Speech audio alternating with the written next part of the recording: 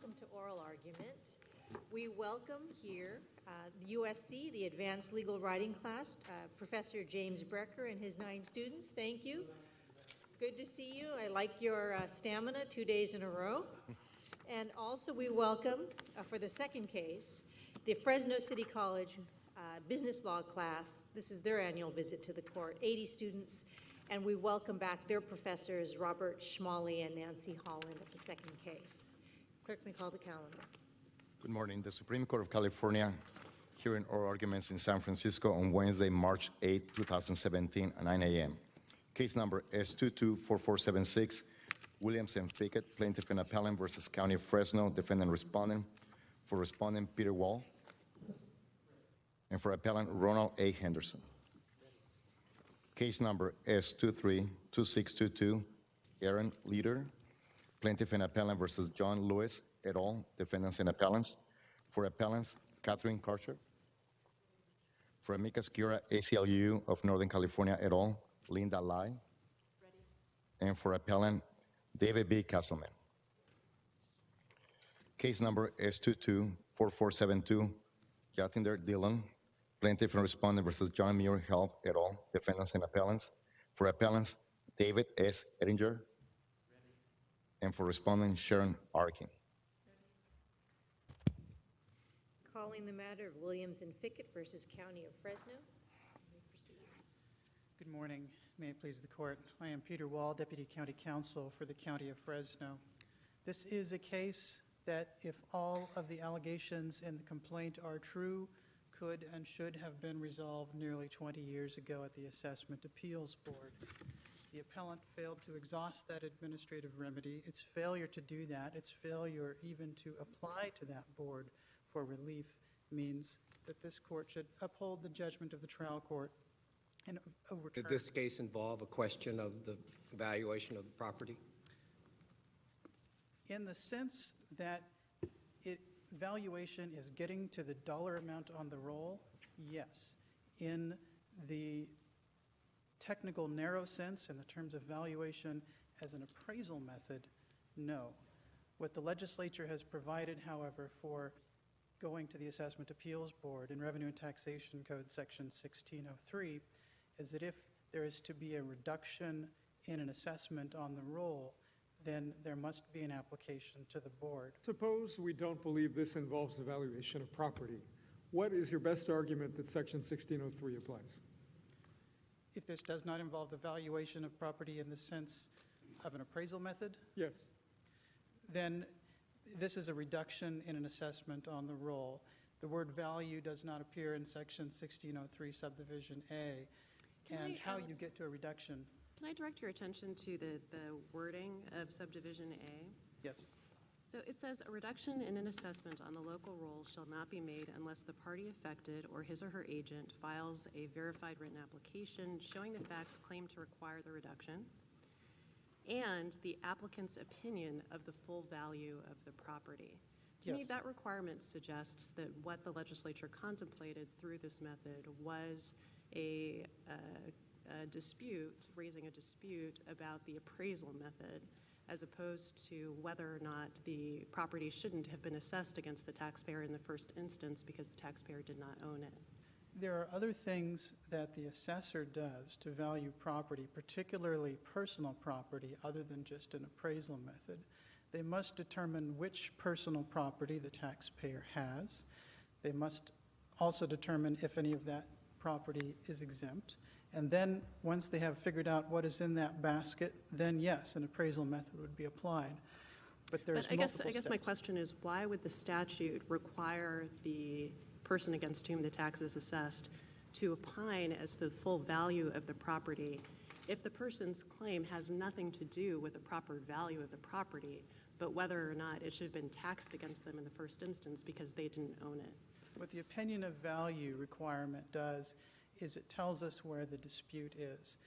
It is possible to have a situation where perhaps the facts that underlie the dispute are agreed to by both the county and the taxpayer, but for whatever reason, perhaps a legal question, then they reach different values.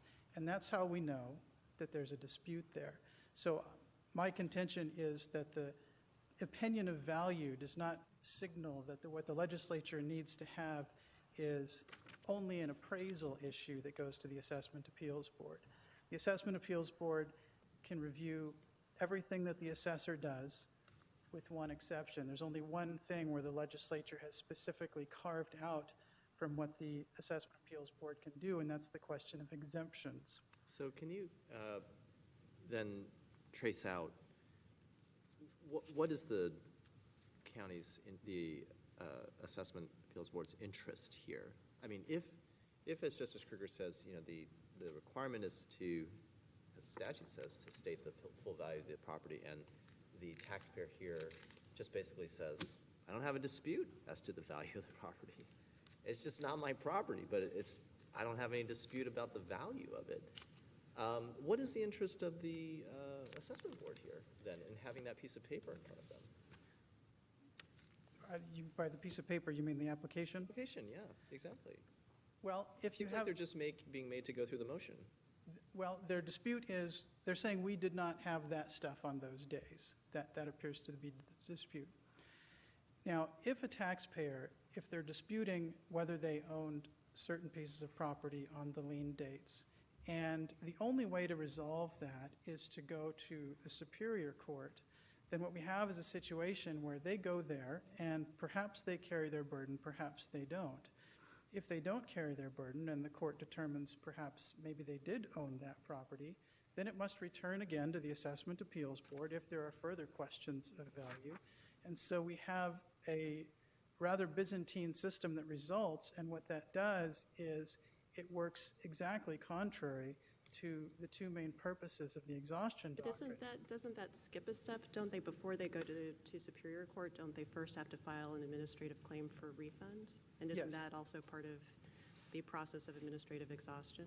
Yes, yes, but part of the problem of exhaustion is to reduce the amount of judicial resources consumed and to give the local agency an opportunity to resolve the issue. And So why how does doesn't it the- help achieve that goal to have 1603 apply here? Because then the taxpayer has this remedy where they can go to the Assessment Appeals Board. There's three great things about that. The first thing is they don't have to pay the tax to go to the Assessment Appeals Board. The second thing is it's an informal forum. The technical rules of evidence don't apply. The third thing is they don't have to have a lawyer. So it is a simple, rather informal, and relatively inexpensive forum. Does the Assessment Appeals Board have any expertise in figuring out who owns what property? They have expertise in real estate valuation in particular. They do have to determine change in ownership questions, at least with respect to real property. These are just questions of law, though, are they not? I mean, a law applied to facts, of course, but I mean, the point is, determining change of ownership is not a specialized function of the Assessment Appeals Board. With respect to real property, the legislature has said that it is. With respect to personal property, I am returning to Section 1603 that says if there's a reduction on the roll, if there is to be a reduction on the roll, then it must go to the board. And I would also point out, as the amicus pointed out in briefing, Section 1610.8, the things that the board can do include correcting amount, quantity, number, description of property. It includes canceling improper assessments. This is a variety of things that the board can do. Now, in fairness, I should also point out that that language in that section did not appear in that section until 2003. That is after the period when this appellant should have timely applied. And that raises the issue of timing, because I gather, just to go back to where you started your oral argument, that your case for exhaustion here for applying 1603 is not built entirely on the notion of expertise. It's partly built on the notion of time and how much time it takes to resolve these things and how maybe applying exhaustion might lower that amount of time. So explain that a little bit more. It is an efficient process, a more efficient process than going to court. It is an easier process for the taxpayer to get to. One of the things that the appellant has mentioned several times in briefing in this court and in the lower courts is that it is onerous to have to pay the tax first and then go to court. Well, the Assessment Appeals Board removes that burden and says, if you have a dispute about your assessment, you can go to that board. So if you get an assessment, as this appellant did, if you get a notice in the mail that says you're going to be assessed this amount, you have 60 days. If you don't like what you're seeing here, you can apply to the board. That gives that appellant a fairly rapid remedy that does not require an enormous outlay of resources. How is to this get- appellant, though, to actually apply 1603 where it requires the applicant's opinion of the full value of the property? How does the applicant fill that out when their claim is they don't own this property? Well, the applicant in this case belatedly did fill that out when they filed applications in 2007, and they did provide their opinion of value, and presumably that would have been the same opinion that they would have had back in 1997.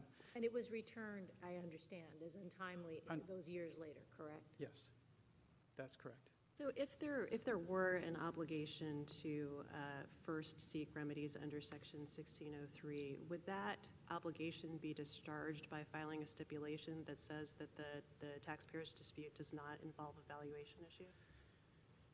Are you talking about the process under Section 5142? I am. Section 5142, and on this point, I agree with the appellant. I think they pointed out in briefing that that section appears to presume that an application has been filed. As I read that section, I think it does. And so the process there would be, if you have a problem with your assessment, you file an application. You confer with the assessor. If you have determined that you really agree on all of the facts, but there is an issue of dispute remaining, then you can stipulate to the board. The board can accept or reject that stipulation. And if they accept it, then when you go to the Superior Court, you plead that you have filed that stipulation and it has been accepted, and that is, according to the legislature, sufficient to exhaust that particular remedy. So how would that procedure apply in this situation where the nature of the taxpayer's dispute concerns non-ownership of property as opposed to any dispute about its value as appraised? The interesting question here is, we are trying to look back in time and see what would have happened if the appellant had timely applied to the board. And they are saying that they didn't own those things on those days. Now, ordinarily, if they apply to the board, the assessor is going to have the burden of proof. And the assessor would have to prove up that they owned those things.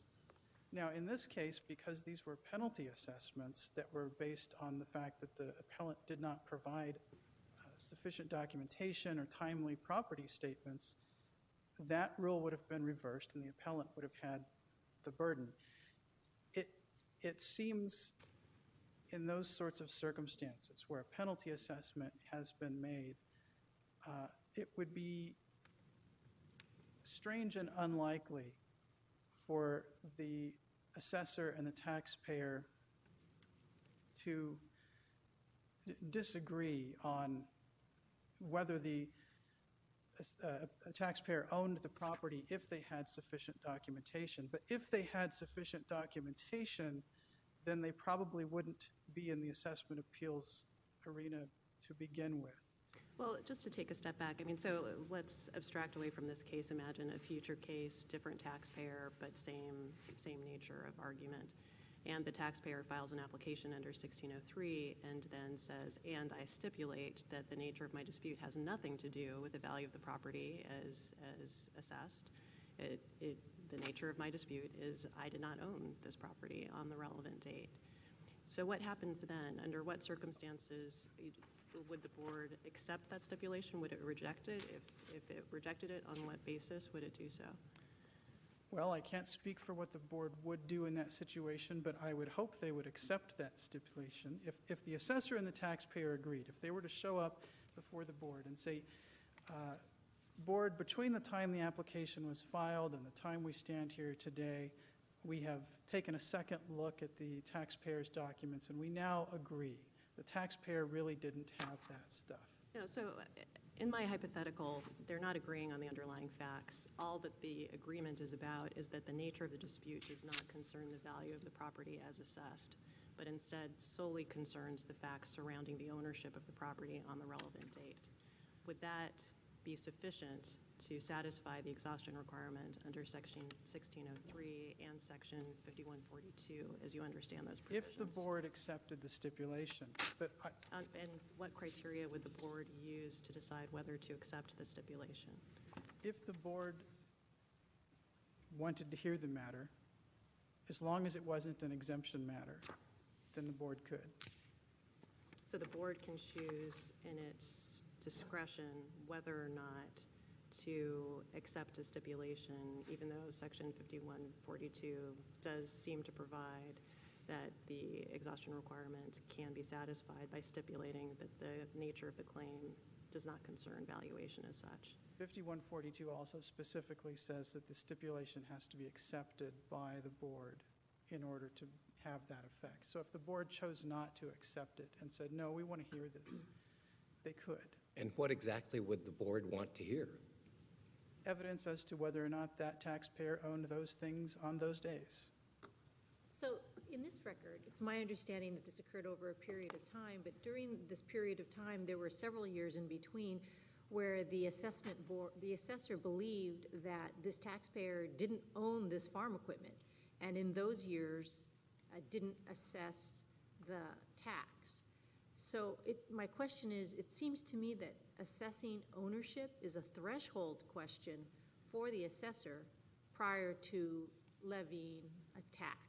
Well, the assessor is not the officer that levies, the assessor assesses.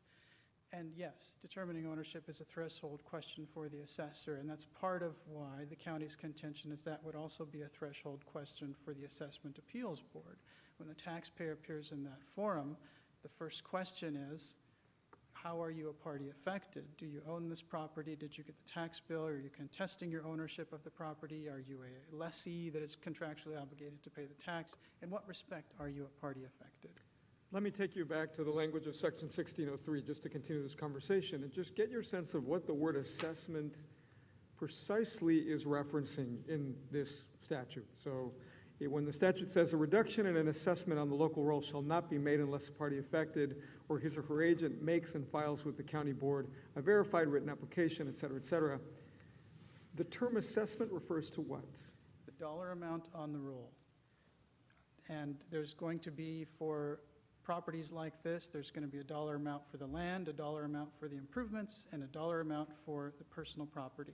And in the ordinary usage of the statutory term, would you say that the term assessment refers to something imposed on the taxpayer or on the property that the taxpayer owns? The assessment is the determination of the value on which the tax is applied. These are ad valorem taxes, and so we have to have the number by which the percentage is multiplied, and that is what the assessment is. And is there anything in any case law around Section 1603 that suggests that the determinations that are made by the bodies to which this law applies to cannot include ownership? I have not encountered case law that says they cannot determine ownership. And I don't think the appellant has cited any either. And I could be mistaken, but I don't think they have. Why doesn't our opinion in Parr Richmond, where the taxpayer said, I don't own the property, and I don't contest valuation. Why doesn't that case, and we said that 1603 doesn't apply. That process doesn't apply when you say, I don't own the property, and this doesn't involve valuation. Parr Richmond is distinguishable in a couple of different ways. The first one is the taxpayer in that case did timely apply to the local Board of Equalization. And when that taxpayer applied, their contention to that board was that the assessment was in total void. When they got to the Superior Court, on the same facts, what the taxpayer then was saying was, well, the problem here is that you taxed me for a fee interest in this property, but what I had was a taxable possessory interest in the form of something like a lease of federal property, the federal property being exempt.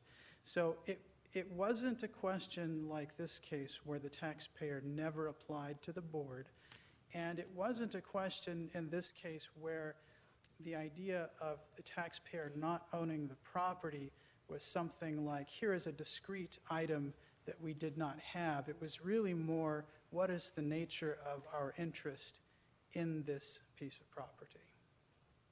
So I don't think Par Richmond controls this case. This statute, or this process, the 1603 process, was changed.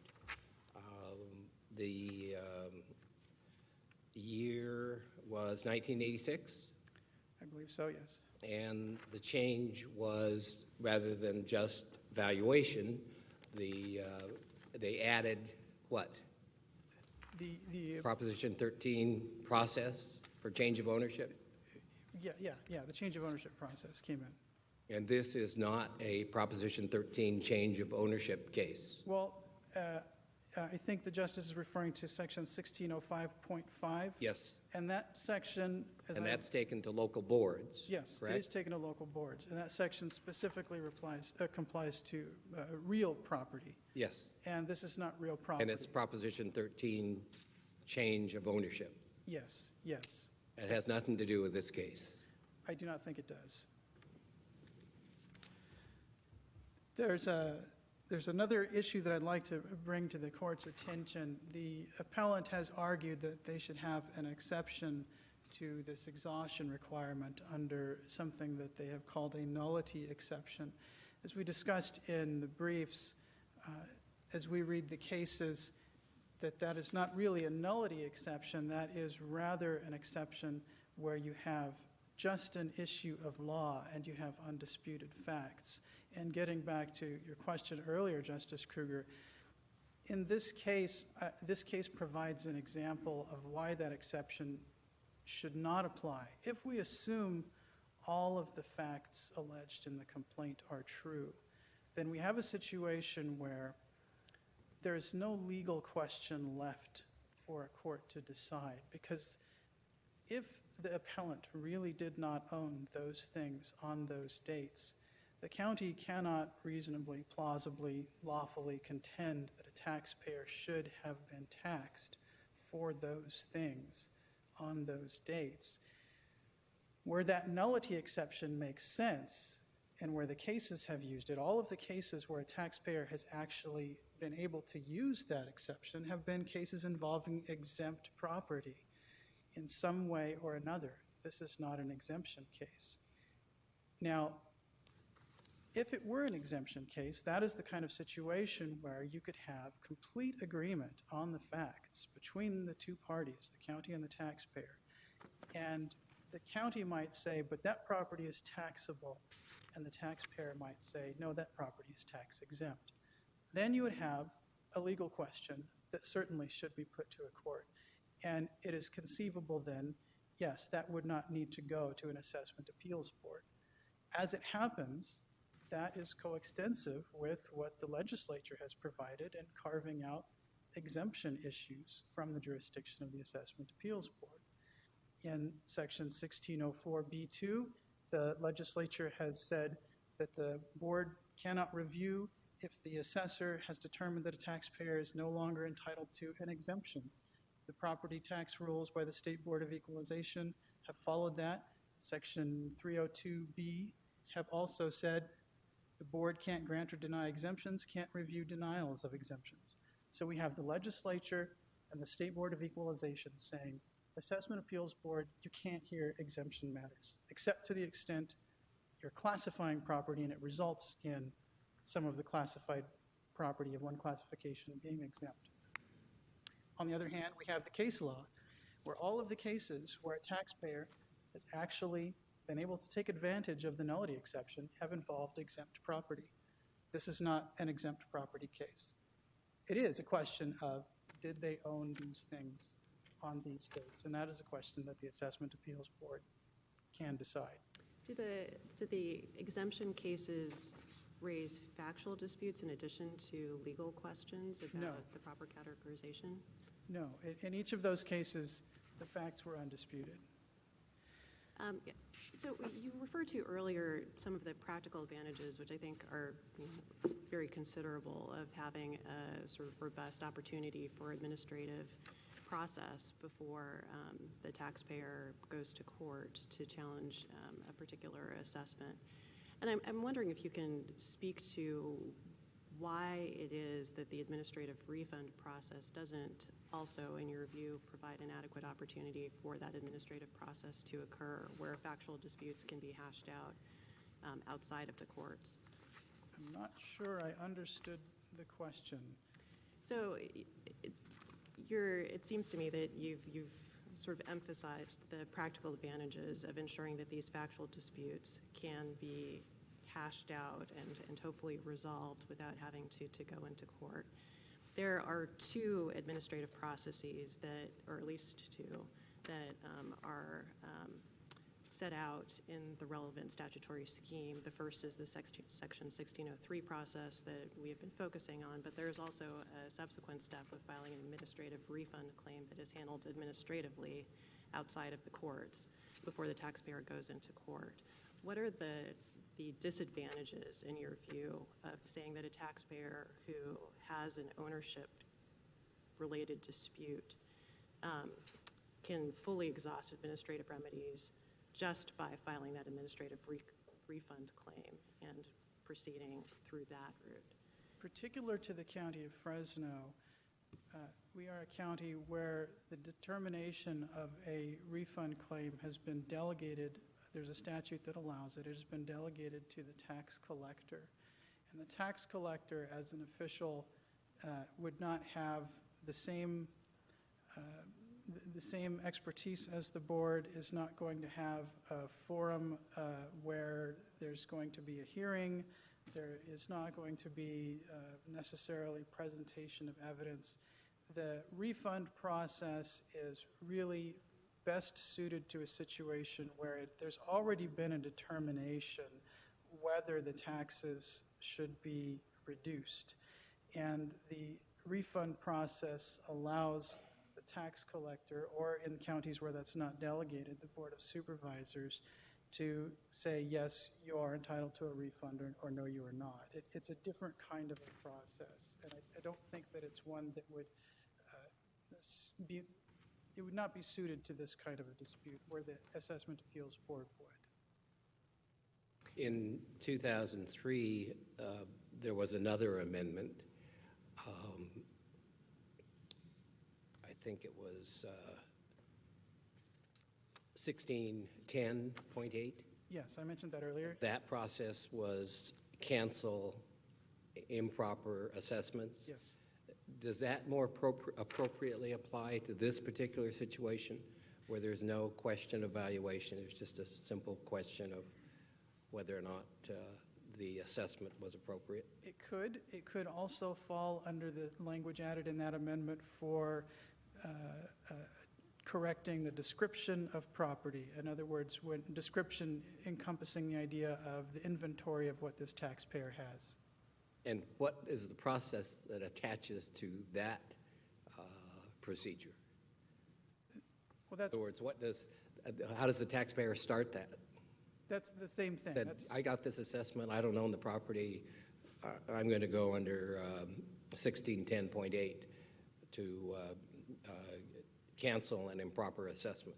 Well, 1610.8, it just further clarifies what the Assessment Appeals Board can do on an application under 1603. So you think they have to start with 1603 on valuation? They still have to file an application, yes, and 1610.8 just clarifies all the things that the board can do in reaching its result. As a practical matter, doesn't that seem to put an extra step in the process for the taxpayer that shouldn't be there? That is, because he's not questioning valuation. There is another process in the code. There's a correction process, and that is, I think, section 4831.5. We did not brief, but I made note of it in case the court were to ask a question like this. Under that section, if the taxpayer can go to the assessor within the time to make an escape assessment, so within 4 years after, and say, here are my books, here are my records. If you can tell from the face of these books and records that there was an error in the prior assessment, then the assessor can fix that without even having to go to the Assessment Appeals Board. That's something where it just passes through the clerk of that board and then to the auditor, where the roll is then corrected, and if the value on the roll goes down, then a refund would be processed automatically. So there is a different process available that this taxpayer also did not use. So if Section 1603 applies, and we buy your arguments, I want to tease apart two slightly different versions of what, in your reading of the statute, the taxpayer is really doing if the taxpayer goes to the proper authorities under Section 1603 and says, don't tax me, right? So one version would be to say, I have no valuation-related claim because I don't own this property, so you shouldn't tax me at all. And you implicitly have this threshold determination you have to make, so I'm urging you to make it my way, and so stop bothering me. The other subtly different thing to say is, you should reduce my assessment to zero because I don't own the property. Which of these two is really the argument the taxpayer is supposed to make? I don't know that there's really a distinction between those arguments. You don't, because, okay, so I mean, I'm picking up on something Justice Kruger has been asking you about, which is to say that even if someone is quite sympathetic to the idea that administrative exhaustion is very important, that it serves these larger purposes, the language in 1603 is at least a little awkward, let's put it that way, right? Because it talks about an assessment, it talks about written application showing the facts claimed to require the reduction and the applicant's opinion of the full value of the property. It seems geared to that, heartland of situations where the taxpayer goes and says, this is not worth what you say it's worth a lot less. We're dealing with something different, so I'm trying to understand how you think we can fit that different kind of claim into this language. I think part of the reason why the language seems awkward is that it is geared toward a real property situation, and we have a personal property situation. Personal property would be a bunch of things, and I use the word basket, a bunch of things in the basket. And part of the valuation question for that is which things are in the basket. And the taxpayer comes and says, that thing is not in the basket. That, to me, is indistinguishable from saying, and my opinion of value, as should be assessed to me, is zero as to that thing that has been assessed to So me. in your view, would a taxpayer filing an application under Section 1603 under these circumstances satisfy the opinion of value requirement in the statute by saying that the value of the property, my opinion of the value of the property, is zero? Even Yes, though and I think it's that- obviously the fact in the world, the property in question is not going to be worth And I would zero. point out that that is exactly what this taxpayer did in 2007 when they filed their untimely applications. They did put opinions of value. And I would also note that their opinions of value for personal property for each of the years in question were all non-zero numbers. For some of the escape assessments, they did say, yes, zero for that. But the underlying ordinary assessments, there were still values that they were admitting on the roll. So in terms of the basket idea, they were not saying we don't own any personal property. They were saying we have less personal property than you, assessor, think that we have. But in a situation where we're just talking about, for whatever reason, we're just talking about a single piece of property, imagine, and the sole contention that the taxpayer is making is I did not own that one piece of property on the relevant day. In your view, it would satisfy the requirements of Section 1603 if this person put in the application, my opinion of the value of the property is zero? Yes. Mr. Wall, your time's expired, including your rebuttal period, but we'll give you 2 minutes. Thank you.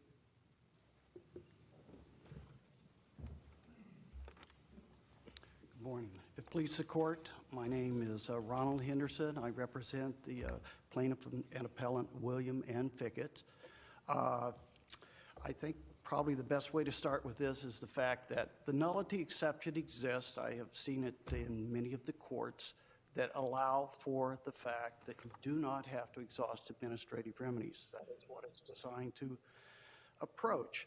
And what we're dealing with in terms of the basic nullity is looking at the limits of the power of the assessor as to what he can assess, and the code section is very much on point. You've got section 401, which describes the kind of properties that have to be assessed. The assessor has a duty to assess. You have sort of the enforcement aspect. You have the substantive aspect of assessing particular property. Do you disagree that a threshold question for whoever is levying the tax, either on personal or real property, has to be ownership?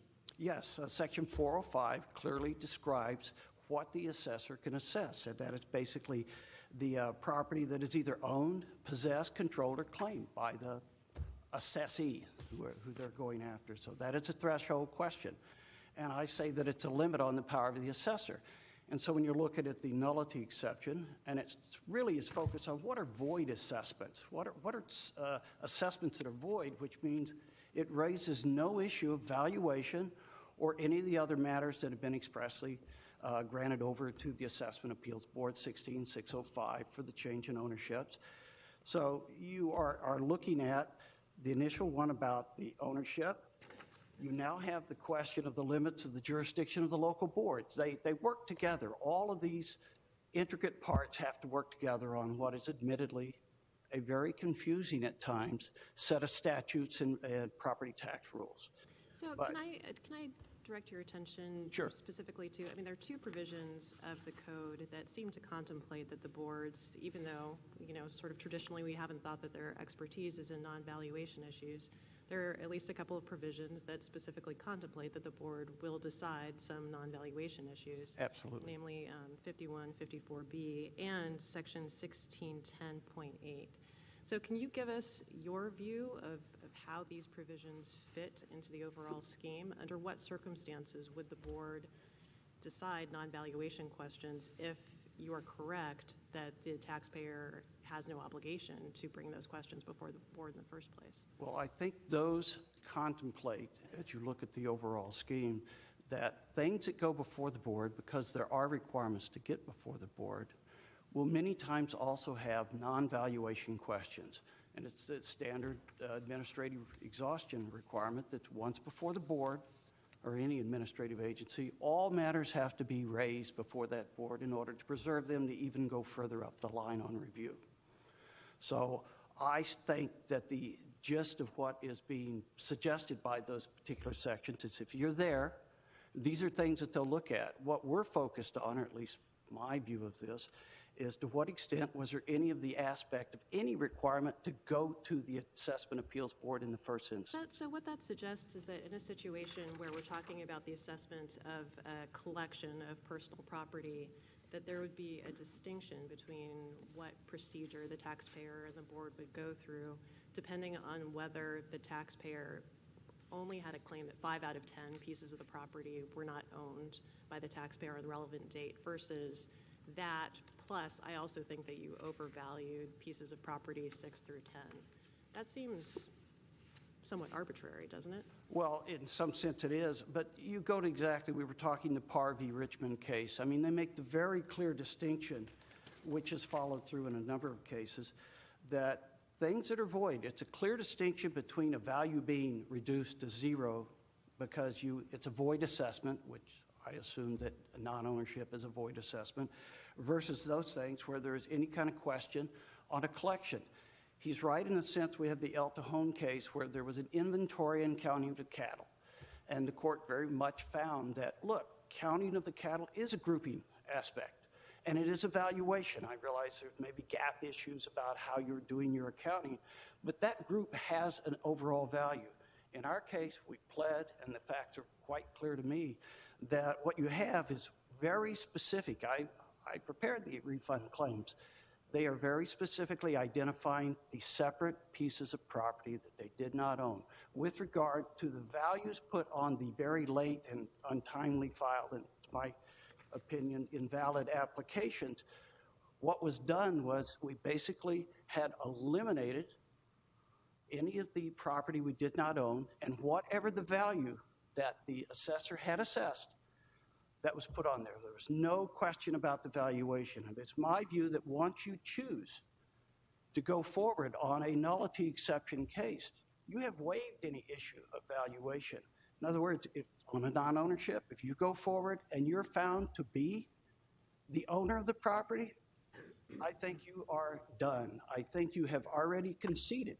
Because if you are going to have the alternative argument, I do not own it, but if you find I do, I disagree with the value of the assessor. Just attaching the valuation issue requires you to first go to the board and deal with all your issues. Well, that addresses one part of a question that I would have for you, which is, when does the taxpayer, the putative taxpayer, have an incentive to settle, resolve things quickly, as timely as possible? So clearly, in a situation where the taxpayer has that alternative argument, look, if you find that I own it, I want to convince you that it's worth less than you think it is, there is that incentive. But what if there isn't that mixed argument? What if all the taxpayer is arguing is simply, I don't own this particular property? What incentive, in your understanding of the law, does the taxpayer have to resolve things early? Well, to resolve it at the board level, are you focused To on that? resolve it in any way possible Well- in, 60 days, in 100 days, in a year, in 2 years, rather than in 5 years, 7 years, or 10 years? Yeah, well, having done this for 40 years, you're normally dealing with your auditor, which is the assessor, and the appraisers, auditors that go out and do that. You try to make your understanding and you present your documentation. In this case, as we pled, and from what I could gather from the assessment reports, the taxpayer had said, we do not own these very large pieces of cotton combines. Very valuable. We do not. They were gone. They had gone back to the lessor before the applicable lien date. And when you, just clarification, when you say the taxpayer had said, how did the taxpayer say that? Well, not being present in 1994, you make your arguments, which are either, and the one thing that I did find is they had accidentally, at least this is the position on it, left it on their depreciation schedule of their income tax return, which is a common auditing technique. Whether it's this or income taxes, you will examine collateral documentations. Tax return is under penalty of perjury. You leave property on that you no longer have many times are left on depreciation schedule. And they said, oh, that's on the depreciation schedule. From what I understand, and not to argue the facts, there was no property there for the assessor to go out and find and say, oh, no, I see that combine, there's the unique number, there's that combine, there's your number. There is none of that. It appears that it was somewhat an arbitrary decision that you left it on your depreciation schedule, But therefore you own it. if the taxpayer in this instance had then challenged in a timely fashion the assessment on this farm equipment, then I understood Mr. Wall to say that the burden of proof of proving ownership and valuation for the roll would be on the assessor or the entity levying the assessment, not on the taxpayer. And yet, when you go to court without exhausting your administrative remedies, and you, as a taxpayer, challenge the assessment some 20 years after it was levied, then isn't the burden on the taxpayer at that point? Well, I think in hindsight, because I was not present at that, going before the administrative agency, of course, is going to make a record that is largely binding except for the legal issues that go forward.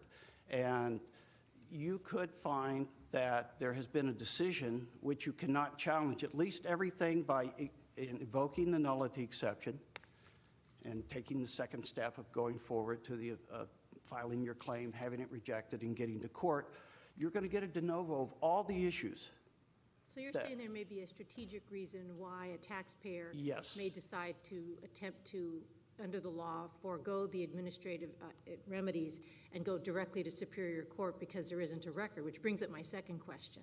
So under your theory, then, the trial court would be getting, this case would land in the trial court's lap, and they would have to look back at 20 years of assessments with no record as to the explanation, really, that would have otherwise been explored in an administrative record for the trial court. So you would be requiring the trial court with no expertise whatsoever except for the witnesses who testify to try to recreate this record over why 20 years ago these assessments should have been made or should not have been made. That's your position? And that's a in this benefit. case, it would be the position. I mean, as shown by the record when you look at the documentation that was attached on the claim, we have the... But isn't that completely contrary to the administrative process?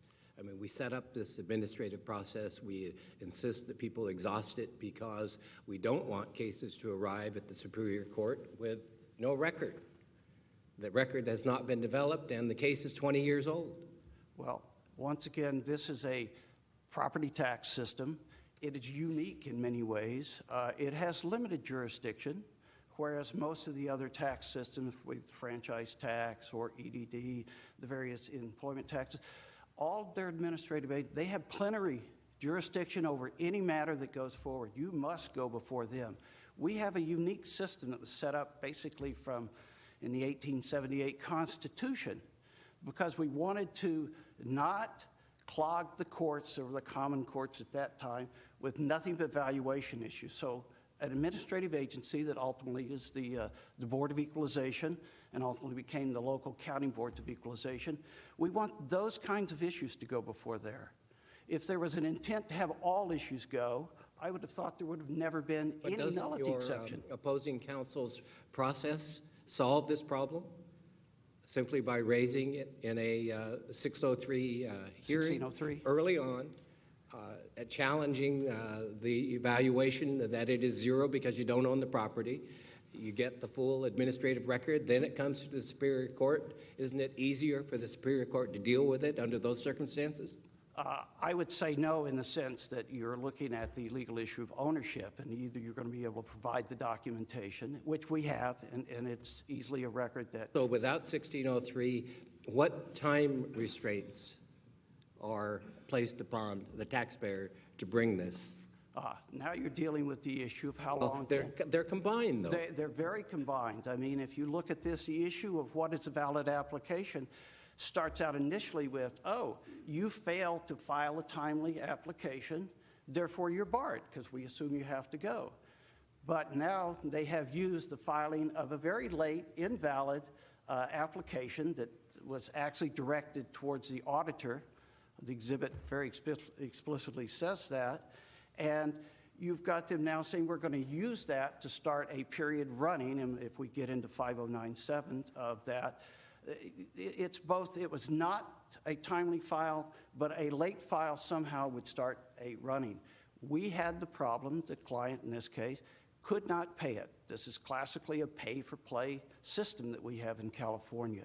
They had no way in which to get to any remedy at the either the second step, which is filing the claim for refund. Normally it implies you have paid the tax. And we can look at the conditions and discuss some of the unusual ambiguous language in 5097. But wouldn't it solve that particular practical problem if the taxpayer were in fact required to file an application under 1603 that doesn't require the taxpayer to have paid the tax first before challenging it? Well, it would if it was very explicitly put out that way. Yes, you could. The legislature could choose to do anything it wishes with this. The nullity exception has existed for over 100 years. It's well aware of those things. Do you have any case law that applies the nullity exception in situations where the property at question was personal property? That was, I can't yes. imagine, otherwise exempt. I mean, I've heard from Mr. Wall that the nullity exception case law has been applied to real property that's been exempt. Do you have case law that applies the nullity exception to personal property that isn't exempt? Yes, I do. I don't have them readily available on that. Let me see if I have the... Well, that's fine. Yeah, here we go. I mean, I do have it. I had a long chart of these things. With regards to the personal property ones that have gone back, I mean, as early as back into the Pacific Coast v. Wells case, which sort of starts the original discussions, I had the People versus Whipple, where this is the void assessment because of the wrong name back in 1874. Anything since 1909? Anything since... Since 1909, yeah, Dawson v. County of L.A. was a personal property. That one was, I believe, as a note, is it an error? The discussions frequently were, these are the rules, are they errors of assessment or void? Many times they were found not to be, but the court would always, and these are the Supreme Court cases I'm citing, they would cite the rule for when it would be, and then say you were not. Did any of those cases involve situations in which the underlying facts were disputed? Well, they almost have to be disputed in some sense. I mean, when you look at the null exception described of non-existent outside the jurisdiction or tax exempt, and putting the tax exempt aside, but you could have any, I cannot fathom that we would have a case where everybody agrees on every fact on a non-existent property claim under the nullity exception, and imagine that there continues to be a dispute. If everybody's agreed that this property does not exist under the examples given, and I assume you're saying, oh, they agree it doesn't exist. All right, now we continue to go forward. There's always, within the nature of a nullity exception, some factual question. Maybe there's one that they would have everybody could agree on. There might be a statute if it's constitutional or a U.S. thing, whether or not it's preempted by the U.S. Constitution. But for most of these, it's outside the jurisdiction. It's hard to imagine that everybody would stipulate that, yes, it's outside the jurisdiction, but we're still going to argue that the nullity exception does not apply. Can I ask you, do you agree with, I asked Mr. Wall earlier whether the administrative refund process, aside from putting burdens on the taxpayer to actually pay the tax before challenging it, would the administrative refund process sort of serve the purposes that we usually ascribe to administrative exhaustion? Would it be an opportunity to create that record that would facilitate later review in Superior Court? And his answer was no, because the refund process really isn't designed for that kind of exploration of underlying factual issues. Do you agree or disagree? No, I agree. You would make a decision generally on these. The expertise of the Assessment Appeals Board is frequently looked at in many of the cases to decide what is it that they should have jurisdiction over. The classic is any valuation issues. That's what they were originally formed to resolve. There are things such as whether or not you own. The complexities of ownership, not particularly this case, but you could have issues of has the equitable ownership shifted. Those can involve some very complex legal issues that, in my opinion, I'm not sure I trust the Assessment Appeals Board panel, which is frequently made up of appraisers and CPAs, because they deal 99.9% of the time with valuation issues. It is not an expertise that I believe they have. And do you think things are different when you get to the administrative refund claim part of the process? I can only tell you that every time I've been involved, it's almost an automatic denial and rejection from the Board of Supervisors to whom the refund claim was made. There is no trade, I'm an ex-IRS guy, there would normally be some sort of interface with who you're making the refund claim to, where they would give you, okay, what have you got, what have you got? We attach all the documentation showing that we did not own, that all of that leased property had gone back by the applicable lien date. Within a matter of very short time, we just get the rejection letter, and it's, hey, here's your pass to Superior Court. The county auditor is authorized by Section 4986 to cancel a tax if it's levied or charged erroneously. How is that process started? Apparently, there are really no procedures, because in this particular case, the taxpayer had indeed contacted, I think it was the tax collectors, but they said, look, we're not going to second, there's a letter in the file, in the record, that says we're not going to second guess the assessor. Well, that really does not provide any reasonable review of anything. They're saying, we're just not going to. So what is your answer to opposing counsel that the process can only be started by a 1603 process? Well, either you could try a 1603, but if you're claiming a nullity exception, generally if it's a void assessment, they are going to essentially say, we may not have jurisdiction. There was many cases before 16605 included change of ownerships with many of the assessors, some saying, oh, yeah, we can take it. Is there any other way to start this process other than waiting 20 years?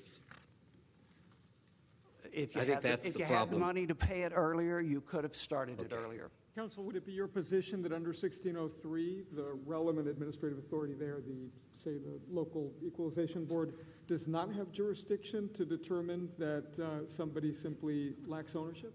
Are you talking mandatory jurisdiction, or are you talking permissive jurisdiction? Permissive.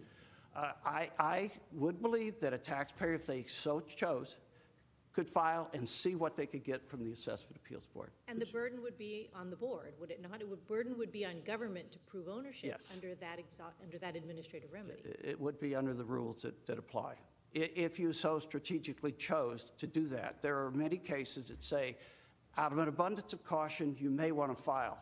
Well, you may not want to have an abundance of caution. You may choose not to go. This should be a taxpayer's choice as to whether or not they take a permissive jurisdictional approach with an administrative agency, or if permitted, and it's not required because of the null exception, choose to go the other route. I see nothing wrong with the taxpayer being able to make that decision. Well, the difficulty with the taxpayer making that decision is that it could mean that the taxpayer doesn't come in, bring the documentation to challenge the imposition of the tax until many years later in court, when it is difficult to sort out exactly what happened. That's true, but that happens in any situation. We were not able, under our approach, we were not able to get into court until we could pay it. It took 20 years before the values of their lands went up and they were able to finance, get a bank loan and get it paid off. Under the approach taken under the pay-to-play, they could not do it. I can tell you for most tax agencies, you would always maintain all of your documentation until the statute for refund has expired. And if they do not have it, but we have the documentation, which we have pled, that's the way it works in trial.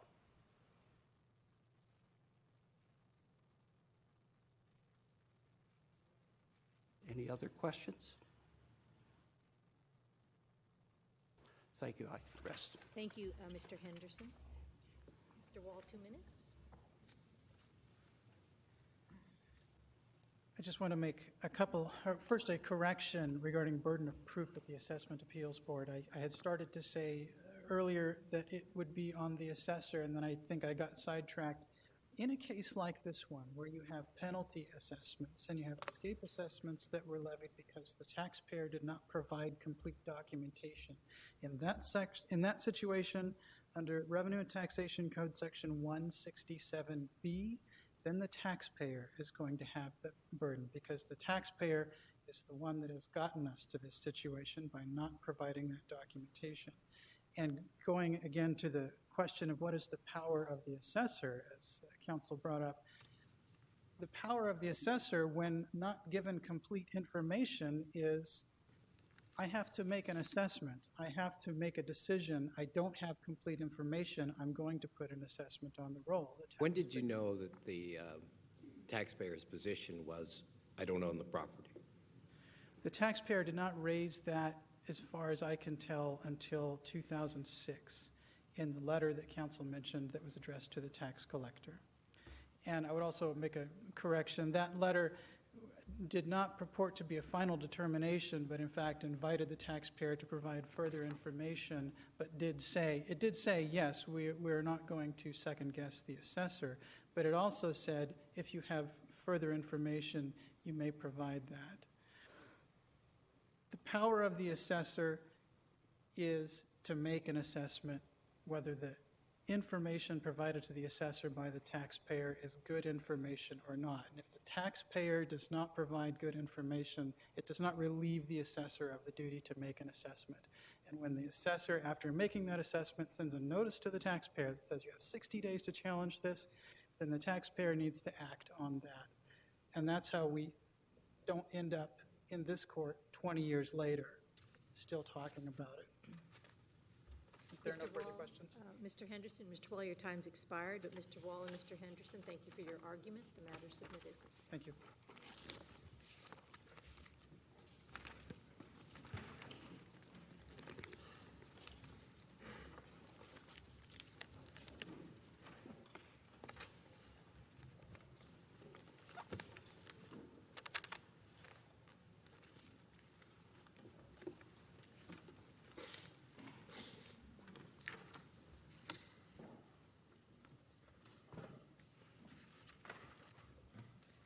While we're waiting for the Aaron Leader versus John Lewis matter, I want to welcome Fresno City College Business Law class. Thank you for being here. I know that your professors, Mr. Schmally and Ms. Holland, are regularly bringing their class here. We appreciate their efforts at civic engagement. Thank you.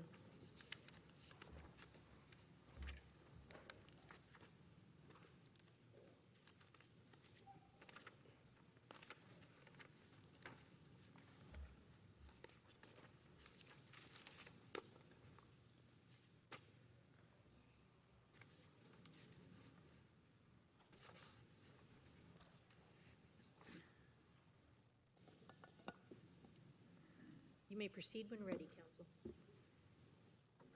Good morning. My name is Catherine Karcher, and John Carvalho is with me at council table. We represent the petitioners. This morning, I'll discuss the two issues being reviewed by the court in the order the court stated them. In Humane Society, Can you bring the mic closer to you? yes. Thank you. In Humane Society versus State Board of Equalization, the Court of Appeals said, regardless of liberal construction, the essence of a taxpayer action remains an illegal or wasteful expenditure of public funds or damage to public property. Leader tried to show the trial court that Los Angeles should be enjoined from any elephant exhibit because its exhibit as constructed was damaging and abusive to elephants, and therefore all expenditures on it would be illegal. But the trial court found that was not so. Nonetheless, it granted 4 injunctions, 2 prohibitory and 2 mandatory, and the injunctions were all about animal husbandry and said nothing about public funds. In fact, the judgment says nothing about illegal expenditures. Civil Code Section 3369 says that courts cannot grant specific or preventative relief to enforce a penal law.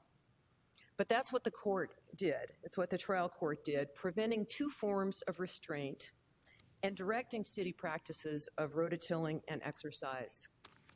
Nothing in the text or the case law of Code of Civil Procedure Section 526A suggests that it allows such an injunction. It provides for a judgment restraining and preventing any illegal expenditures. I ask you then, counsel, I think a lot of the sticking point in this case has to do with the somewhat generally phrased language in 3369, or as otherwise provided by law, which was added in 1977. What do you understand that to mean? In 1977, in making changes to 3369, it had become overwhelmed by the UCL, by in substance the UCL. And so the legislature moved all of that to the Business and Professions Code and enacted a new Business and Professions Code, Section 17202, that says 3369 doesn't apply. In fact, it said, notwithstanding Section 3369 of the Civil Code, and it changed the language to otherwise provided by law. First of all, obviously, that means 17202. But it also means it didn't include Section 526A, and we know that because of Schur. And actually, let me just back off one step from Schur. We know the legislature was aware of Schur and the jurisprudence under 3369. Schur was a Supreme Court case that had been on the books for something like 26 years. Actually, I don't remember the exact number right now. Schur was established law. So unless it makes an express declaration or makes it clear that it intends to overthrow longstanding law, the legislature is presumed not to have done that. Well, it's hard to say because it's a little bit circular, right? I mean, the problem is that Schur didn't have before it the language or as otherwise provided by law, so we don't know what Schur's bearing on that language could be. That language came after Schur. So you take the view that the legislature sought to maintain the background law as set forth in Schur. The opposing view, I suppose, is that this quite broadly worded provision encompasses a whole lot of potentially other things. Of course, the impetus was the unfair competition issue, but obviously the legislature did not limit the exception in 3369 to just that. It chose broader language. It chose language that would include any stated exception by the legislature, not something that, as you mentioned, is not very clear. The court also could not fashion an injunction against spending on criminal acts that doesn't violate Section 3369. And the reason it couldn't do that, so here it entered injunctions against conduct, which are not addressed by 526A, but it couldn't restrain spending on criminal acts because Schur teaches that you can't do indirectly by an illegal expenditures injunction on criminal acts what you can't do directly, which is to enjoin the criminal act.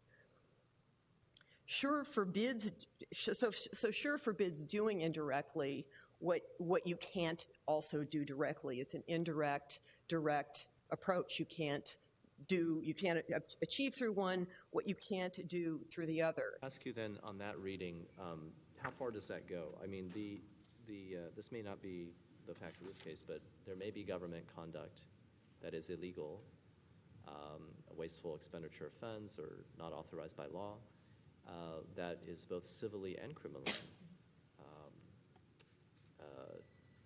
in violation of the law. So what do we do in that instance? Does the background principle that equity will not enjoin conduct in violation of criminal law apply to that as well?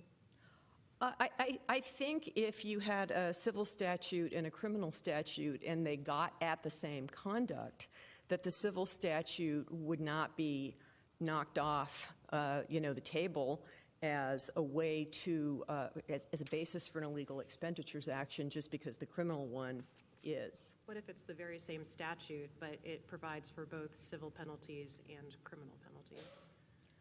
Well, I think what is prohibited is to try a crime in equity.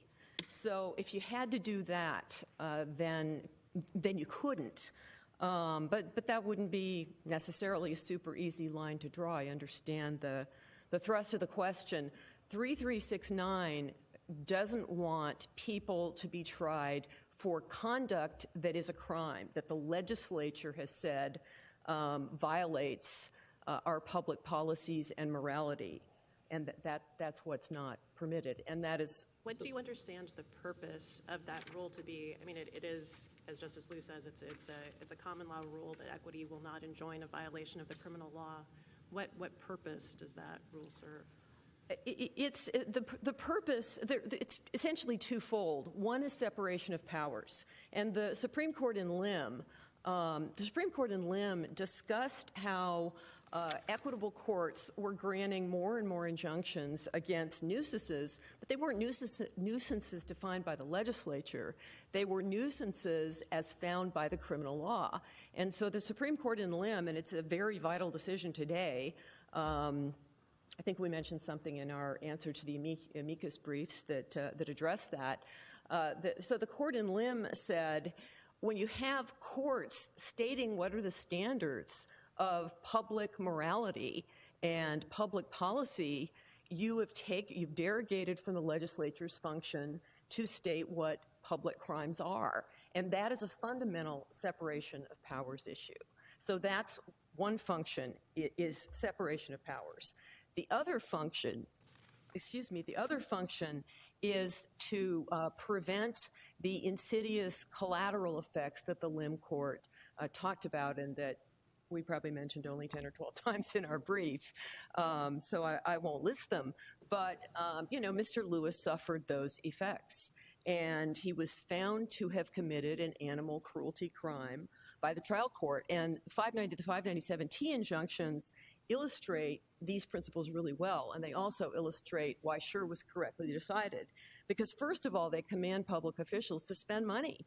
So step back. These injunctions are not only restraining illegal expenditures, they're restraining conduct, and they're mandating conduct, exercise and rototilling, that costs money. That's true of injunctions generally, right? I mean, so what is special about the fact that we're talking about a violation of the penal code?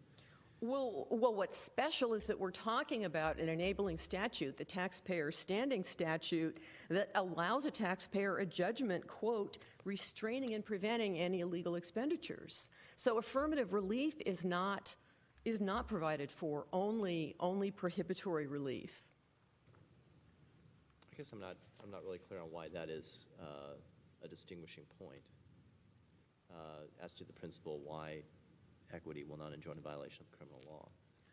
Well, the principles on equity won't enjoin the violation of a criminal law are the separation of powers principles and the principle of guarding against incursions into individual liberties. And the cases are very, very strong, on that as well as the basic principle. Mr. Lewis is not going to jail. Is Mr. Lewis going to jail? Not at this point.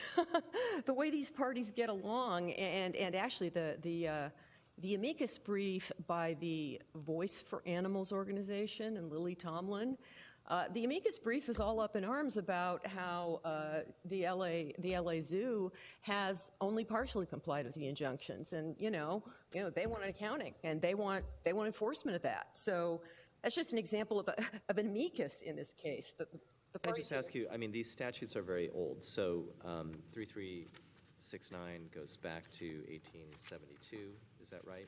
Yes. And then 526A comes into the picture in 1909 or something like that? Did I have that right? Yes. Okay. So what, 526A comes after 3369, and it's worded very broadly. An action to obtain a judgment restraining and preventing any illegal expenditure, right? Any illegal expenditure.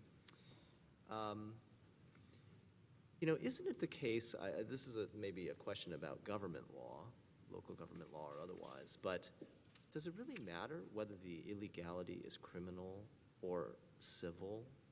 Meaning, when the government illegally spends money, won't there always be some civil action that lies against the government for misappropriation of money in some way? I believe so.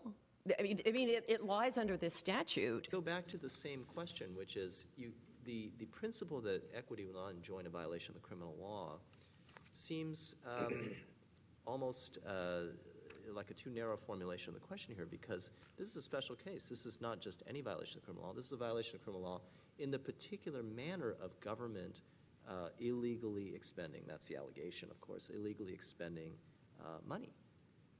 And one can always recharacterize that kind of illegality as a civil one, couldn't one?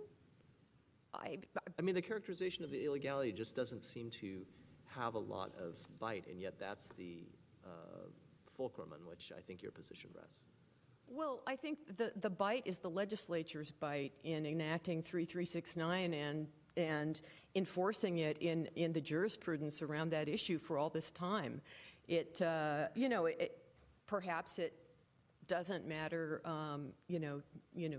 to Your Honor, but it matters to all the government employees and the governments, and essentially you would be importing the entire penal code as an instrument of enforcement against the government, and Isn't the problem what, as Lim said it was, that when you do import the penal violations into 526A, what happens to the person who is, or the city or the official who is alleged as the defendant in the 526A taxpayer action, loses the protections that afforded him or her that would otherwise be present in a criminal action.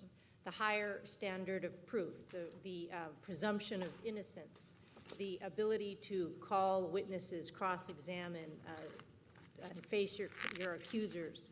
Isn't that really what Lim was talking about the dangers of permitting a taxpayer action to enjoin criminal activity? Because we don't know that it's criminal activity yet under the standards for which we normally judge criminal activity.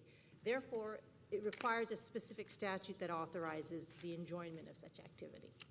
Yes, that's exactly right. And those are what Lim called the collateral effects, and it said because of them, because of that deprivation of rights, equity should only expand the area of exceptions to 3369 when it's very clear the legislature wants to do that. And when you have language in 1977 that says is otherwise provided by law, and you have sure, which is part of an unbroken line, it just happened to conveniently for us apply 3369 to governments, then you have what we believe is a compelling policy and not it doesn't really matter policy. I apologize for asking this question because this may or may not be a case that you're familiar with, but there's a case called Yarnell versus City of Los Angeles from 1891 that seems to me at least tangentially relevant in that in part, it held a provision of the charter of the City of Los Angeles void because that provision was inconsistent with the penal code. Just sort of taking that set of facts as a given, does that holding, in your view, comport with your reading of Section 3369, or is that a question that we wouldn't have to reconsider in order to rule in your favor? So you're saying that Yarnell holds, I'm sorry, tell me again what it did, because I'm not, nobody has cited it in the briefs. So just to sort of take the facts as a hypothetical. So it's a provision of a city charter that is inconsistent with the penal code. Would it be consistent with your reading of Section 3369 for a court to invalidate that provision because it's inconsistent with a provision of the penal code? I don't, I mean, just hearing that, it doesn't sound consistent with doing that. I don't recall seeing it cited anywhere coming up in my research, so I'd welcome the opportunity to provide a short brief on it if Your Honor is interested. Leader and his amici argue for the law that ought to be rather than the law that is. We really need this, they say. I mean, they plead. But if that's the case, that they need to go to the legislature for that. And what if we need this? The need is the same now as it was in 1909 or 1933 or 1977, but neither courts nor legislatures facing this issue have held that or found that. This isn't a case where the court needs to establish new duties. This is a case that's all about statutes and what the legislature intended and always has. Is this a case also, Ms. Karcher, where the prosecutor could bring the 596.5 elephant abuse charge or the 597 animal cruelty charge or the 597.1 failure to care for animals charge? Absolutely, the prosecutor could do that. And that's the primary remedy we have as a society in the executive branch to enforce the criminal law. This case isn't, for example, like the Nally case, which was cited in the brief for different propositions, in which the court was imposing a new duty or considering whether to impose a new duty on non-professional counselors to avoid or to prevent suicide. The court's decision in that case is rich in policy argument and about what the law should be. But that's not what's going on in this case. This case is the opposite. When the legislature originally called out nuisance in the text of 3369 and then added unfair competition in 1933, it made no textual connection despite that subject being before it with Section 526A. And Justice Liu, I think this actually goes to your question because, okay, the question is what's otherwise provided? The legislature had very specifically called out these exceptions in text, either notwithstanding 3369 or nuisance is an exception. 526A was sitting there front and center, right in front of it, and it decided neither to enact an exception in 526A nor to add one to 3369. So that tells you a lot. You know, I accept that there is precedent, Lim, sure, in these cases. Has it ever been analyzed, though, whether 526A incorporated the background understanding that 3369 sets forth? Are you asking in the case law, but has that ever really been analyzed? In Sure, it's just mentioned briefly, actually. It's not really analyzed in Sure. Right. I mean, where would you point me to an actual analysis of the interaction between these two statutes? One case is Chiatello, in which the court considered the claim that there was a clash between the R&T code sections saying you can't sue to enjoin an illegal tax and 526A. The plaintiff in that case says, oh, well, gosh, you've got to let us sue in a taxpayer action to enjoin an illegal tax because otherwise you're adding an exception to the text that's not there, and we all know that the court can't add to text. But the court in that case said the legislature is deemed, when it enacted and has amended several times Section 526A, to know about this basically ironclad bar against trying to do that with illegally collected taxes. So, I mean, basically, the law, the common law, imposes that limit on 526A, and it doesn't create a non-textual exception that violates that general rule. The court decisions enforcing Section 3369 are correct and well-reasoned, and they form a coherent jurisprudence that a legislature working in this area could not miss. So we don't believe that our opponents' policy arguments are pertinent. If they espouse good policy today, they were good policy 10 years ago and in 1977. If it's sound, it withstands the test of time, and the legislature would have done something about it. And in working to create an exception to Section 3369 for Section 526A, they haven't found a single case that supports them. Well, let me take you to the Lim case for a moment, because I understand your argument to really be there's a timeless way to reading these statutes and applying them.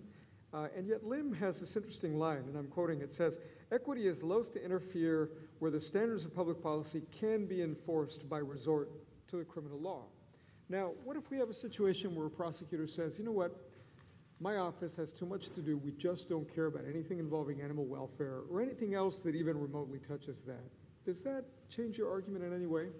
Well, no, it doesn't, for a couple of reasons. One is that prosecutors are empowered to make affirmative or positive decisions not to prosecute. So you don't know what's behind it, but prosecutors are entitled to conclude that a law may be vague, it may be unconstitutional, it may even conclude that a public actor is pursuing a higher duty than enforcing this particular statute. In this case, the prosecutor is a duly elected public official who must answer for his or her decisions to the electorate, right?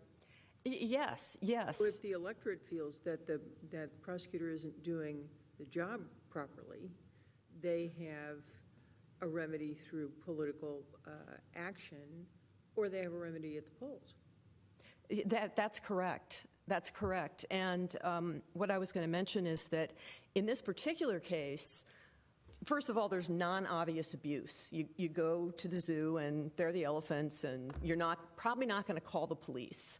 In fact, pretty sure you're not going to call the police. But there are regulations that regulate the animal husbandry practices for captive wild elephants down to the last detail. And a prosecutor could go, okay, here are the regs. As a matter of public record, we can tell that this exhibit is this large. It's many times what the zoo has to do, and they don't prosecute that because... And the whole system depends on prosecutorial discretion, no question. But this is just to clarify that if I understand you correctly, your reading of Lim and of this line in Lim, where standards of public policy can be enforced by resort to the criminal law, suggests that you understand this to mean where hypothetically at least criminal law is available, not where literally it is likely to be used.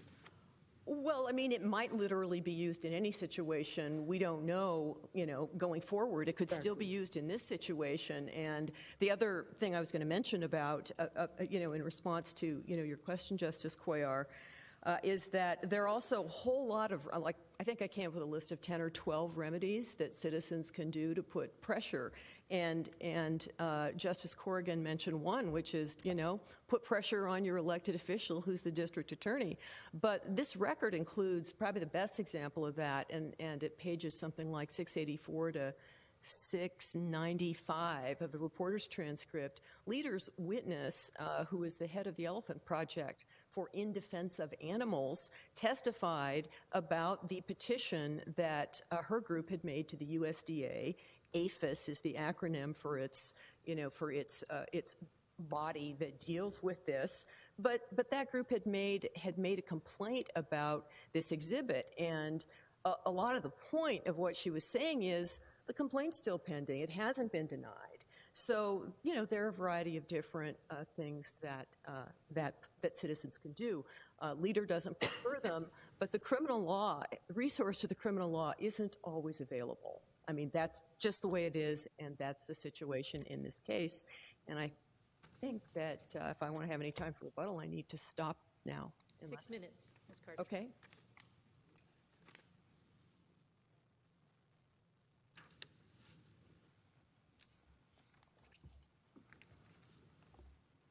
Good morning. May it please the court. Linda Lai on behalf of Amici ACLU. On the taxpayer question, I'd like to address three main issues today. First, the city incorrectly insists that Civil Code 3369 means what it said before the legislature amended it in 1977 to replace a narrow exception for nuisance and unfair competition with a much broader exception for nuisance or as otherwise provided by law. And neither the sparse legislative history nor Nathan Schur support ignoring the statutory amendment's plain text. Second, the city invokes the equitable doctrine but that does not, of LIM, but that does not support its position. The city acknowledges that LIM is fundamentally a separation of powers concern. The 77 amendment to 3369, merely housekeeping? No, Your Honor. The legislative history is very sparse, and it merely states that the bill transferred unfair competition provisions without substantive change from the Civil Code to the Business and Professions Code. This lone statement offers legislative intent with respect to what the legislature did to the provisions that it transferred out of the Civil Code, i.e. the unfair competition provisions, but the legislative history is completely silent on what the legislature intended with respect to the statutory change that it made to the Civil Code. And what it did to the Civil Code was to amend 3369's exception and to replace it with the language nuisance or unfair competition, and instead the much broader nuisance or as otherwise provided by law. So on the problem might be that the inference would be that as otherwise provided by law, the best exemplar of how you provide it by law is by looking to what they did to the Business and Professions Code. It is true that in the Business and Professions Code 17202, they specifically provided for an action against unfair competition and referenced 3369. However, there are numerous other provisions of numerous other statutes, and I submitted a supplemental letter brief last week. I regret the late notice, but there are various examples in addition to the taxpayer statute of specific causes of action to enjoin criminal conduct that the legislature has authorized, but that do not cross-reference 3369. This includes, for example, in the Penal Code, it makes it a crime to conduct an unauthorized wiretap, and someone who is injured by that can seek an injunction against such criminal conduct. There are various other examples. Can I ask you about Schur? Yes. How could Schur have come out the way it did? I know that the issue is not well analyzed there, but how could it come out the way it did if this background understanding had not been somehow impounded into the court's understanding of 526A? So I think Schur is best read for the proposition that a taxpayer action cannot be used to mount a collateral attack on a government's quasi-judicial determination. So there were two business competitors, two gambling establishments fighting it out in various forms of litigation. And Schur wanted its competitor not to be able to get a gambling license. So it brought this taxpayer action and tried to challenge that. The city of Santa Monica, the city council, had already determined that the licenses were appropriately issued. So this was really a collateral attack. And Schur most clearly holds that you can't use a taxpayer for this kind of attack. Subsequent decisions of this court are similar. Van Atta, you cannot use a taxpayer challenge as a collateral attack on a judicial decision. This is a sensible rule. There is language in Schur that goes on to discuss the equity principle and limb, and then there's a citation to 3369 with no further elaboration. But even if we construed Nathan Schur as somehow analyzing 3369 and interpreting it not to authorize a taxpayer challenge to the government's criminal misconduct, that would have been an interpretation of the statute in 1956 when Nathan Schur was decided, and before 1977 when the legislature amended the statute. Now the city invokes I guess the difficulty is, what if Schur isn't properly interpreted as interpreting 3369 as such, but is instead an interpretation of 526A, and says that notwithstanding the text of 526A, which on its face looks fairly broad, what if we need to read that seemingly broad language with the background principle in mind that it has been long established that the common law will not enjoin a violation of the criminal law, and so we will read an implicit exception into the taxpayer standing provision. So I hope this isn't fighting the hypo a little bit too much, but the statutory interpretation question with respect to 526A as opposed to 3369 is what the term illegal means. And the taxpayer it is, there's no common law, there's no background common law principle or other principle that would warrant reading the term illegal to exclude criminal conduct. And in addition, the background equity principle that's invoked is, again, a separation of powers judicial restraint concern. Notably, in Lim, the Lim court authorized the injunction action to proceed. Justice Cuellar read the key passage from Lim earlier, which is to say that because of these collateral consequences alluded to by counsel, courts should be very hesitant to enjoin a criminal conduct in the absence of specific legislative authorization. So the issue in Lim was whether they could enjoin nuisance based on a common law definition or whether they had to satisfy, the plaintiff had to satisfy the statutory definition of nuisance. And the court concluded, because of all these equitable concerns, we should only proceed where the legislature so authorizes. And so the legislature is authorizing a nuisance action to proceed. We'll let this nuisance action go forward. Lim stands for the proposition that the court should be loath to enjoin criminal conduct unless there's legislative authorization. In 77, the legislature made it explicit: if we provide, as otherwise authorized by law, an action to enjoin criminal conduct, you can, the 3369 bar does not apply. Is it your position that that amendment undermined our holdings in Landowitz and Schur? No, again, I think they are consistent with those holdings because I think those cases are best read, and all of the Lim cases are best read as the doctrine of judicial restraint, that the courts should be loath to enjoin criminal conduct in the absence of specific statutory authorization. And 526A, respectfully, is... And you would say that the specific statutory authorization is the language except as otherwise provided by law. I think it's twin. That's a whole lot of law. It's not that much law. It's as provided by law seems to incorporate the entire code of California. No, it would where the legislature specifically provides for a cause of action to enjoin criminal conduct, then it falls within an exception to 3369. The taxpayer statute is one such example, and the various penal code provisions that I identified, none of these cross-reference 3369. These are other examples of actions of statutes that specifically provide for a cause of action to enjoin a criminal law.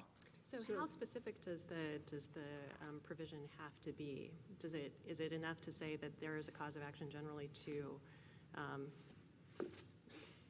enforce the law?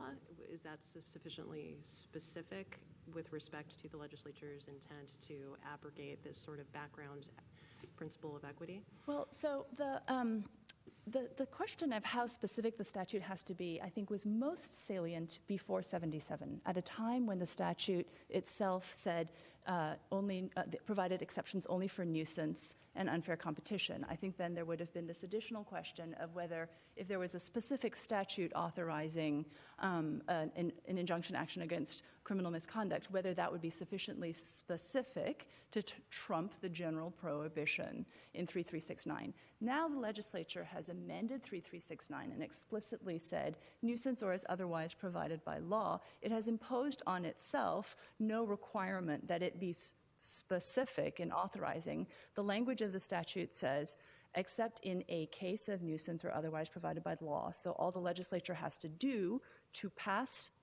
authorize an injunction action that satisfies the exception it created is to create a cause of action, is to authorize a cause of action that authorizes injunctive relief against criminal misconduct, a case otherwise authorized by law.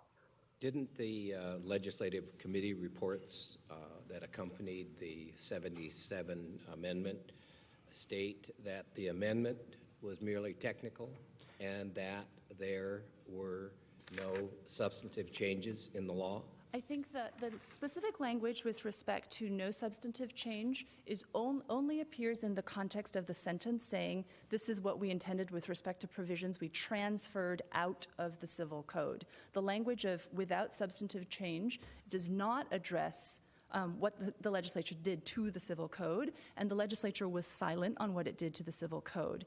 In this case, we have a situation where if we accept Nathan Shore to be a reading of 3369's exception, rather than a reading that 5268 does not authorize a collateral attack, what we have is an interpretation, a judicial decision interpreting a particular statute.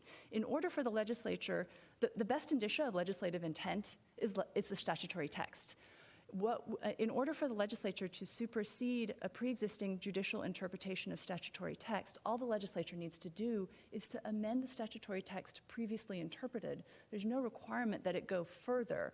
There are various cases that the city relies on for the proposition that the legislature somehow must signal more explicitly in the legislative history that it's overruling precedent, but cases like Torres involve a very different kind of precedent, freestanding common law, and how you reconcile that with a subsequently enacted statutory scheme. That's very different from a judicial decision that's interpreting particular statutory text, the scope of the exception to 3369, and then the legislature amends the exception, amends the specific statutory language previously interpreted.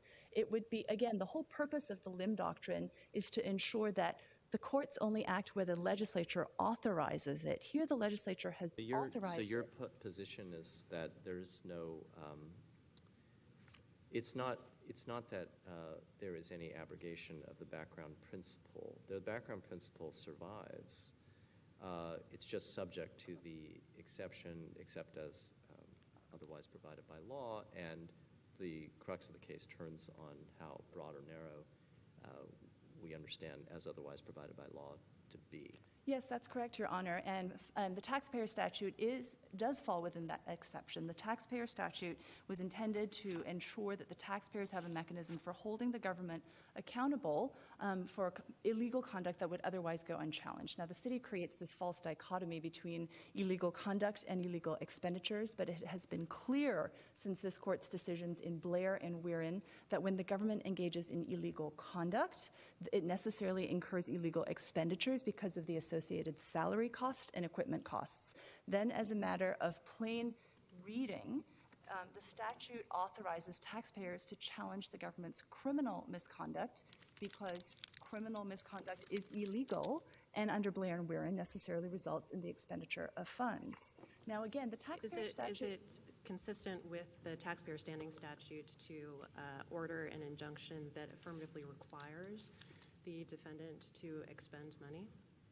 So the taxpayer statute has been interpreted quite broadly to even when you can even challenge government illegality that results in a tax savings. This court has held that. So to the extent that the expenditure, this is about the illegal expenditure. This is not the waste issue. So yes, if the government needs to comply with the law by spending more money, that is an absolutely appropriate injunction under the taxpayer statute. Thank you, Ms. Lai. Your time's expired. Thank you. If it pleases the court, David Castleman, also for respondent, Aaron Leider, actually. It seems my job to correct the pronunciation of his name. The city claims that prosecutors have had discretion and retained discretion to prosecute this illegal criminal behavior. And I think their argument protests too much and proves too much because the entire point is this is behavior that's lasted for truly decades. It's not unknown, and there's been no remedy for this criminal conduct. And it has been brought to the attention of the City Council. City Council's members have been voted out. District attorneys have left office, but the criminal conduct continues. That's exactly what 526A was enacted for. Before you proceed, can you break down when you say criminal conduct? I know it's alleged criminal conduct, and I realize it's been discussed here from the bench. The prosecutor's obligation is to pursue a cause of action against a person when they are satisfied they can prove the case beyond a reasonable doubt. So I really don't know exactly why the DA hasn't brought this action. But I'm wondering where I've heard repetitively that it seems like a conclusion, that we all agree this is criminal conduct. However, I suspect the other side, Los Angeles County, the zoo doesn't think that. So when you say criminal conduct, what do you mean exactly? Well, first of all, this case is unlike any other 526A case I'm aware of. It went through trial. This case was tested after Civil trial, correct? a civil trial, but the court, The criminal law is enforced beyond a reasonable doubt. that is correct. All kinds of procedural safeguards. Correct, and I think that highlights the nature of this case versus a prosecution under the criminal law. We do believe it's criminal. We do believe the evidence has shown that, but it is true it wasn't a criminal prosecution. I think this is what makes this case very much parallel to the Stop Youth Addiction case, which I believe is controlling here, the majority opinion written by Justice Werdiger. And it is another civil case. It's statutorily authorized by law, borrowing the penal codes, and it was made very clear in that case where the issue was unlawfulness under the unfair competition laws versus illegality here, a distinction I'm not prepared to parse, but neither one usurped prosecutorial discretion. The fact that they retain discretion even now highlights the point.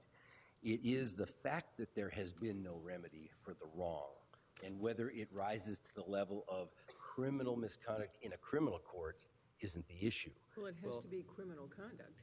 Well, I'm saying if there were to be a criminal prosecution, I'm pretty comfortable with the outcome, but I'm not the court and I Well, can't decide. It's terrific that you're comfortable with it, but that doesn't really prove much. No, but it did prove something in trial when we raised the issues, and we were told by the court that we were required to prove it by a penal code standard. That's what LIDER 1 stands for. We didn't ask to prove the penal code level requirements of illegality, and we were told that is the standard by which we must carry our burden, and that's what Stop Youth Addiction said. You're not enforcing the penal code.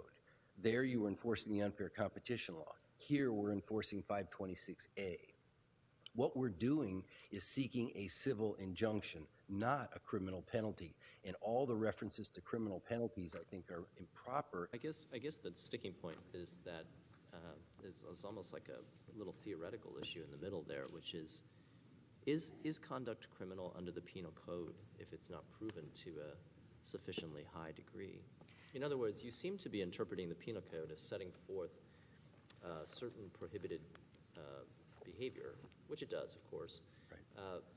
But our background understanding is that because it is penal in nature, we don't attach the label of illegality or criminality to that conduct unless it's proven beyond a reasonable doubt.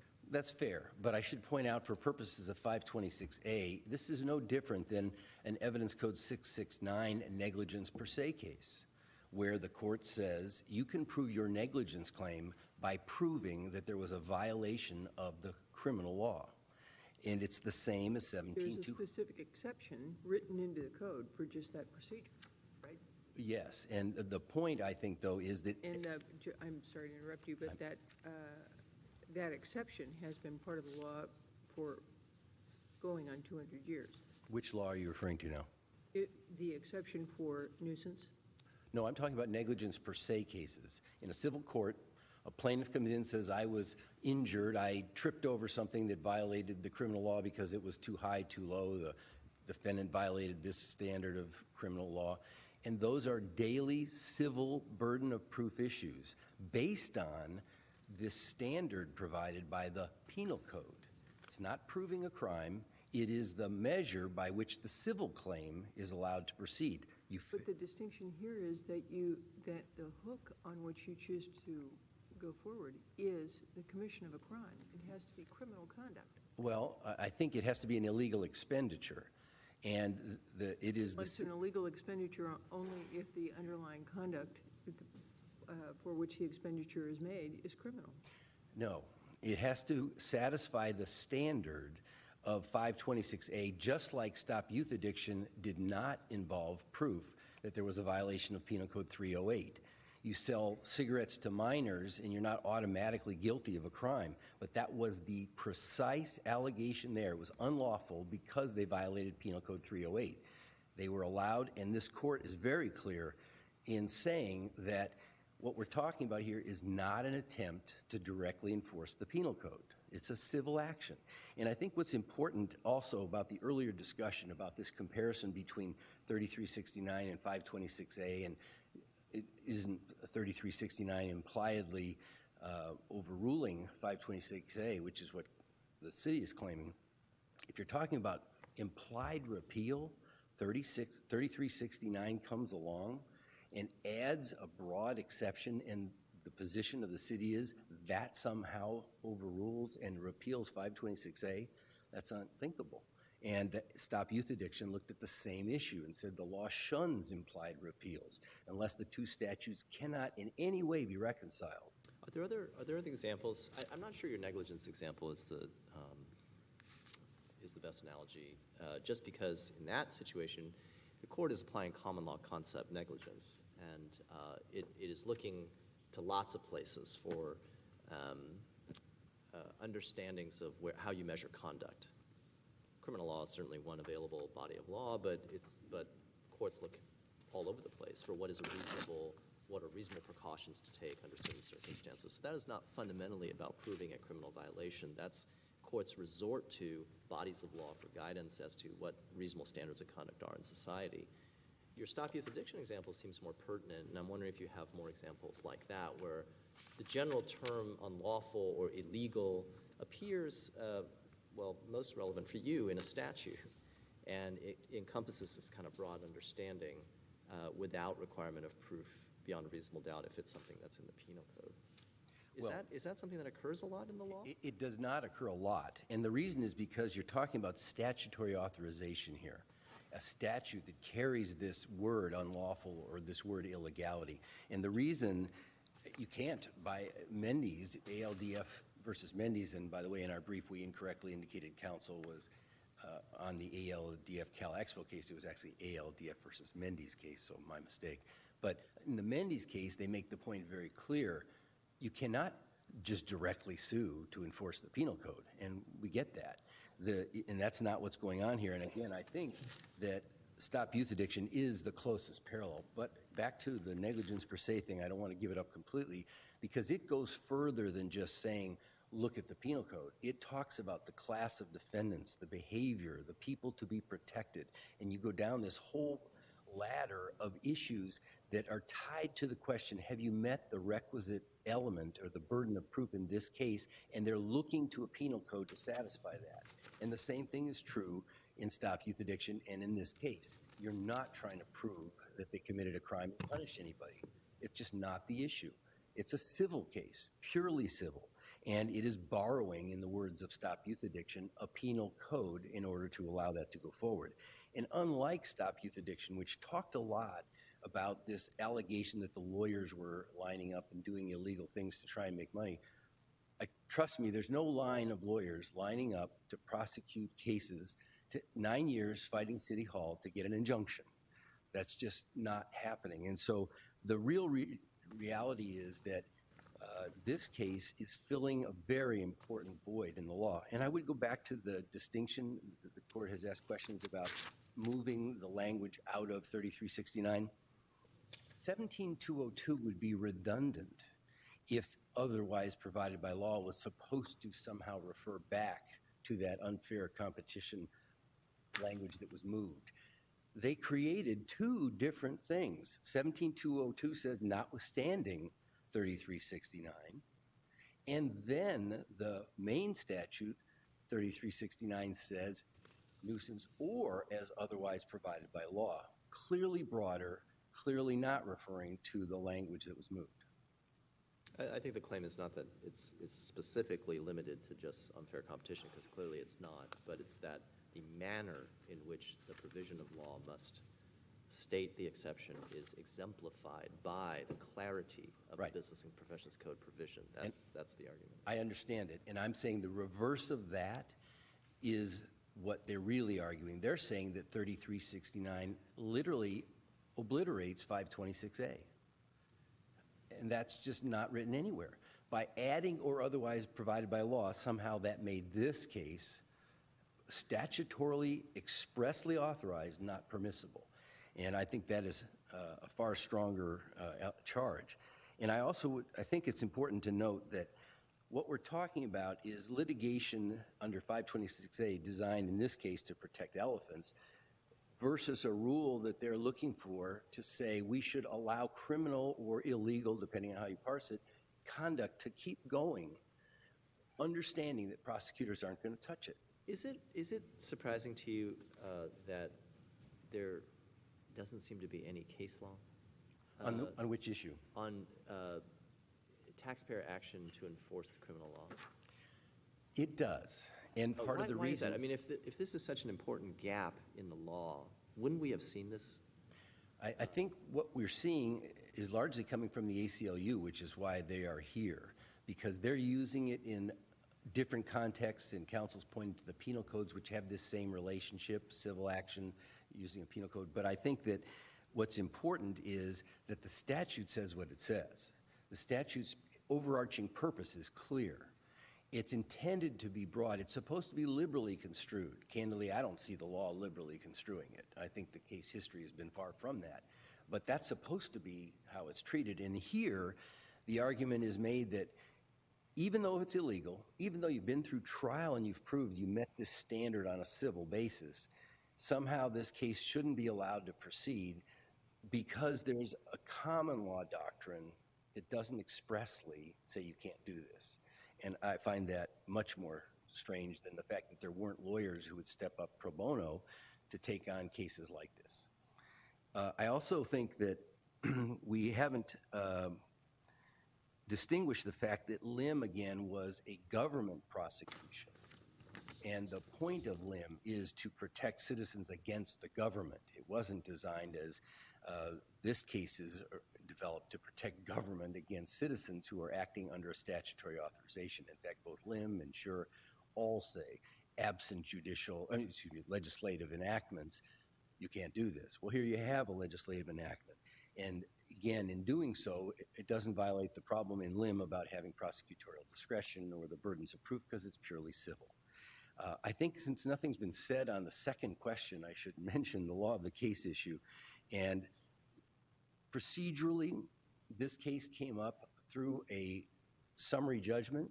Leiter 1 analyzed it and said that you can have a justiciable controversy if you prove under 526A that the penal codes were violated. Then the case comes back down to trial and a demurrer was filed.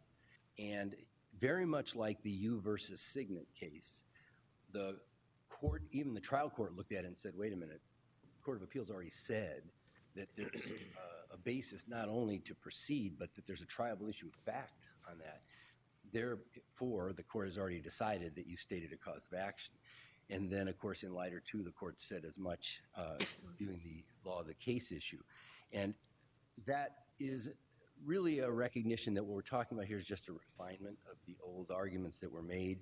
And it's not like the Estate of Horman case where they're effectively raising an affirmative defense, which wouldn't come up under the whether you stated a cause of action test for a normal demurrer. And of course, that leaves open the manifest misapplication and substantial injustice issues. And we believe, of course, that the ALDF Cal Expo case was wrongly decided. It was not at all intended to rely on the Mendes case because it wasn't a prosecution of a 526A case. There were no public defendants. And ADLF turned on the mistaken belief, as did the following case. The LDF turned on the mistaken belief that SPCAs could somehow step in and magically make this all right. And again, we have decades of proof that the SPCAs, which are not empowered to do it, would love to be able to do it, but cannot stop this kind of misuse. And the record is replete with the kind of evidence that Your Honor asked about, which would make it a crime. I'm not going to belabor that, but there's a lot of that kind of factual grist in the mill that has prompted a lot of people to try.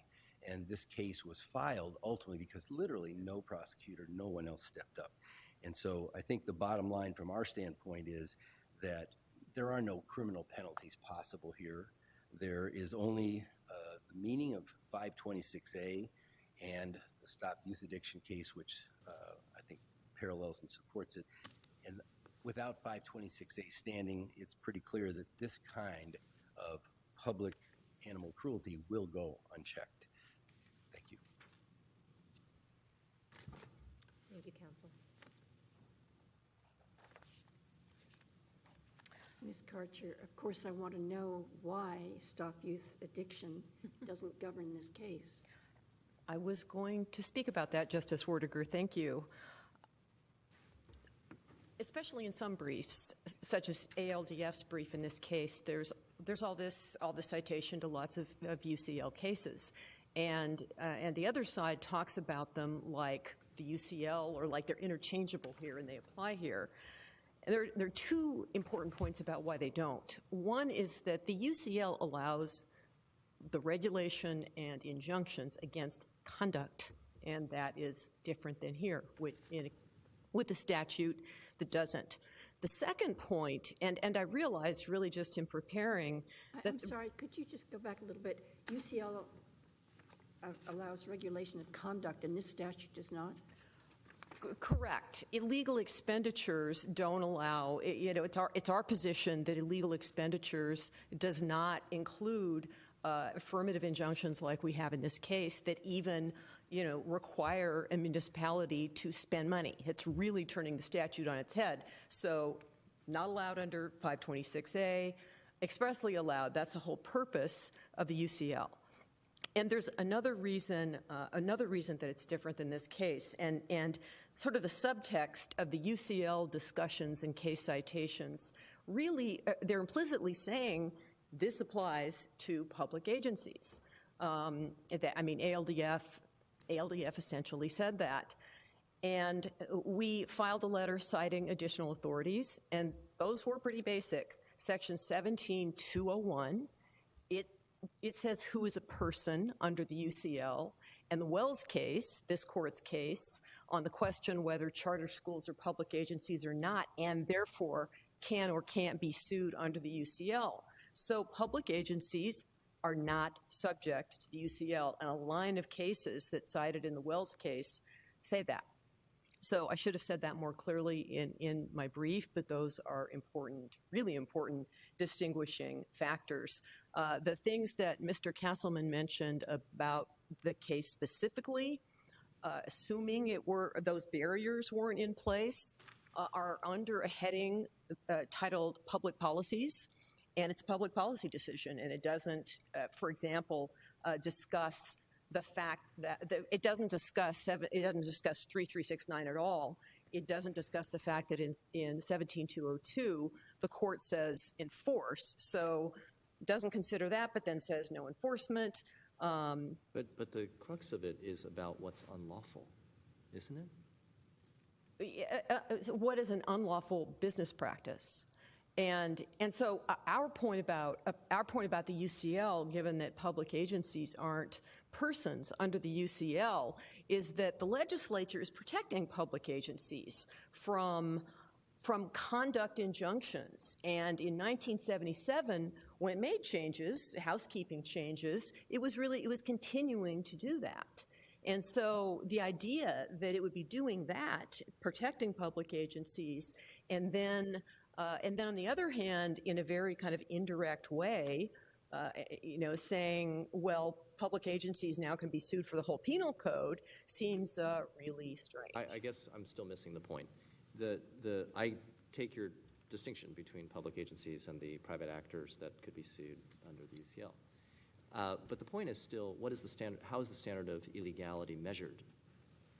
And I take it your front and the other side is saying that the standard of illegality can make reference to the penal code in the one context, but then you are arguing that it cannot here. Why? Why is that? Because it's a statutory exception to 3369 for the UCL in 17202. Because I don't have a lot of time, there's something I wanted to mention about law of the case, just what I think is an important point. And so the discussion about law of the case has been, essentially boils down to, is this case more like you, or is this case more like Horman? And of course, in Horman, penal code, probate code section 1026 was a threshold issue that was raised after 2 trials by the state of California. The reason that this case isn't more like you is this.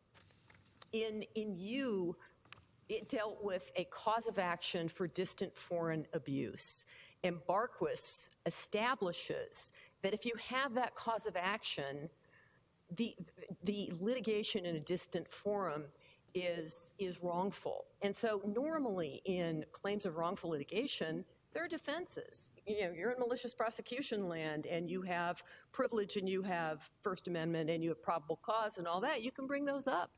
But in this particular case, it's really unusual. I don't know of anything else like it in civil law where the conduct is wrongful, and you don't get those defenses. If you filed it there and it's for this bad purpose, you're done. You don't have First Amendment, you don't have privilege. And that's why, so the point is, there's no Barquis here. There's no case like that that establishes a cause of action. And when the court in Culp was considering justiciability, it was looking at, is there a sufficiently specific statute that measures the conduct, that measures the illegal expenditures claim, and takes the claim out of the prohibited realm of controlling the other branch's discretion. And Civil Code Section 3369 was not part of that ratio decidendi. It was not part of the logic.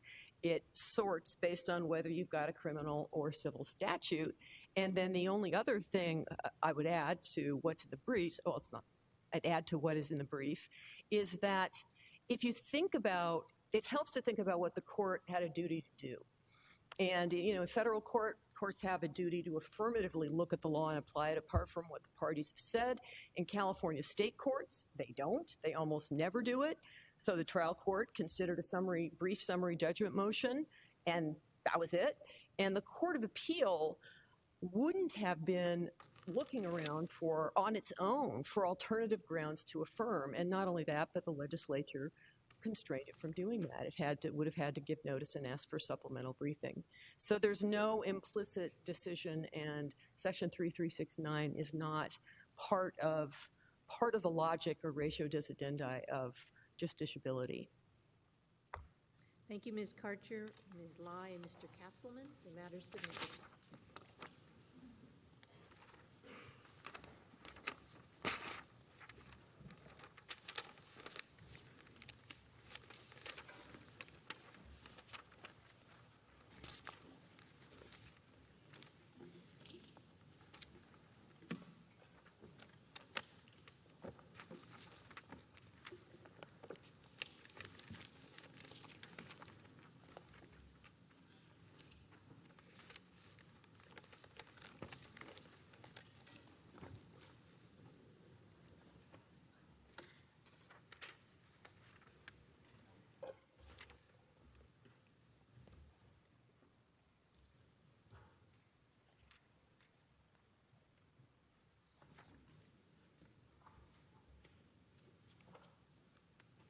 Calling the matter of Jatinder Dhillon versus John Muir Health. Counsel, you may proceed. Thank you, Your Honor. May it please the Court. The Court of Appeals order dismissing the appeal in this case has required John Muir Health to conduct a formal, long, and expensive process without first having the opportunity for appellate review to determine whether that process is required. There should be recourse to appellate review first, however, in this case. And that is because both in form and in substance, the Superior Court's judgment in this case is final and appealable. And it's final and appealable because it disposed of all the causes of action in the mandamus petition. And it left nothing further for judicial action. What were those causes of action? The causes of action required, the prayers for relief asked for vacating the disciplinary decisions that were taken, that were imposed by the medical staff. And did they do that? Did the court do that? No, it denied that relief. So Dr. Dillon's mandamus petition asked for 8 different types of relief, and the court ruled on all of them, definitively ruled on all of them, denying 7 and granting 1. And the one is the one that we have appealed from, and that's ordering a judicial review committee hearing and process to review the medical staff's disciplinary proceedings, what they impose, the imposition of discipline in that case. But there can be interlocutory administrative remands, but this isn't one of them. An interlocutory remand implies that the court, at some point after the administrative proceeding happens, the remanded proceeding happens, will then rule on the mandamus petition. But the court here did rule on the mandamus petition. It did not reserve jurisdiction. It did not say it was ordering a pre-judgment remand, as can happen in, and did happen in, for example, in this court's Voices of the Wetlands opinion.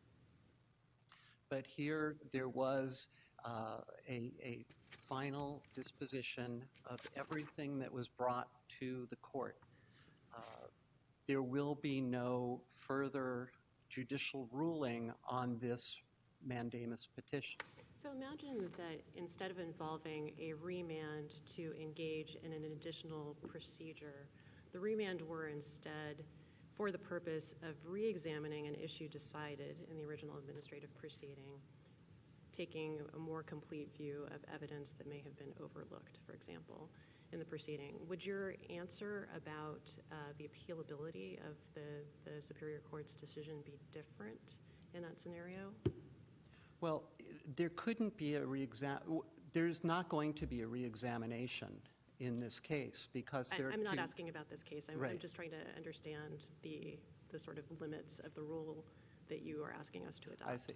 If the court, you're saying if the court had sent it back to the medical staff Right. instead of requiring a new Right. proceeding. To re-examine an issue that they had decided in light of evidence that may have been overlooked in the original proceeding. And if the court at that time also said, I'm going to reserve jurisdiction and hold off determining whether we should vacate or not the discipline imposed, the actions imposed. If the court did that, yes, that would be an interlocutory remand. Would it have to do that? So I guess what I'm driving at is that it seems to me that one critical difference between the scenario we have in this case and the scenario that I'm asking you about is that there would be some possibility in my hypothetical of getting review of that underlying decision about the adequacy of the consideration of the evidence after the remand. Whereas in your case, for practical purposes, it would be very difficult if you've already engaged in the process that the court has required. It'd be very difficult to get review of whether or not that additional process was necessary. That's correct. But I think the hypothetical that you suggest, it could be interlocutory or it could be final. 1094.5F, and as this court said in Voices of the Wetlands, said that a court's judgment, a court's final judgment can include a remand to an administrative body. So I think it does depend on whether the court is reserving jurisdiction in its judgment or order, or whether it's making a final judgment, and part of the final judgment is a remand to the administrative agency. So here we have a remand to not to have a reconsideration by the body that has imposed the discipline, but we have a remand for the institution of a totally new hearing process between a new body. a judicial review committee that has yet to look at this. And as we would show, if we can get to appeal on this, it's not proper to have a judicial review committee proceeding in this type of case. I would just like to say, end here and reserve the rest of my time for rebuttal by saying that in opposing our writ petition, because we filed a writ petition and a notice of appeal in this case, in opposing our writ petition, Dr. Dillon said that the issues in this case should be decided only after ample time for full briefing and oral argument. And we agree with that completely. I'll reserve the rest of my time for rebuttal. Thank you, Mr. Ettinger. Good morning. Excuse me, may it please the court. I apologize for my voice. I'm coming down with a cold. To quote Alanis Morissette, isn't it ironic that the hospital here is demanding its right to appellate review in the judicial process when this case is based on its refusal to provide appellate review in the administrative process to Dr. I don't know Dillon? who's going to win here, but you get extra points for quoting Alanis Morissette. Cool. I love extra points. The problem here is that with the whole analysis that Mr. Ettinger just laid out, is the administrative process never got completed. But that's the very question that they want to have reviewed. So you may be right about that, but we may never know if you're wrong, if there isn't the opportunity to appeal the trial court's decision. But the problem is that CCP section 1094.5 specifically delineates what kind of orders are subject to appellate review. Otherwise, you're relegated to interim review. And those three possible types of judgments, which are subject to appellate review under 1094.5F, are where there's a denial of the entire writ request, where the court vacates some part or all of the decision, the administrative decision, or vacates the administrative decision and remands. Those are all. John Muir's ability to appeal subject to the hospital's bylaw restrictions? I'm not sure I understand that question, because 1094.5F establishes what administrative review decisions are appealable. The bylaws don't speak to that issue. The bylaws speak to what administrative appellate review procedures are available. It doesn't speak to what judicial appellate review procedures are available. Unless I missed something, which is possible. But I have extra points, so can I apply those there? So the problem here is that none, just like, and I discussed this in my reply to the Cal amicus brief, just like in the arbitration setting, the legislature has defined which arbitration decisions by a trial court are appealable.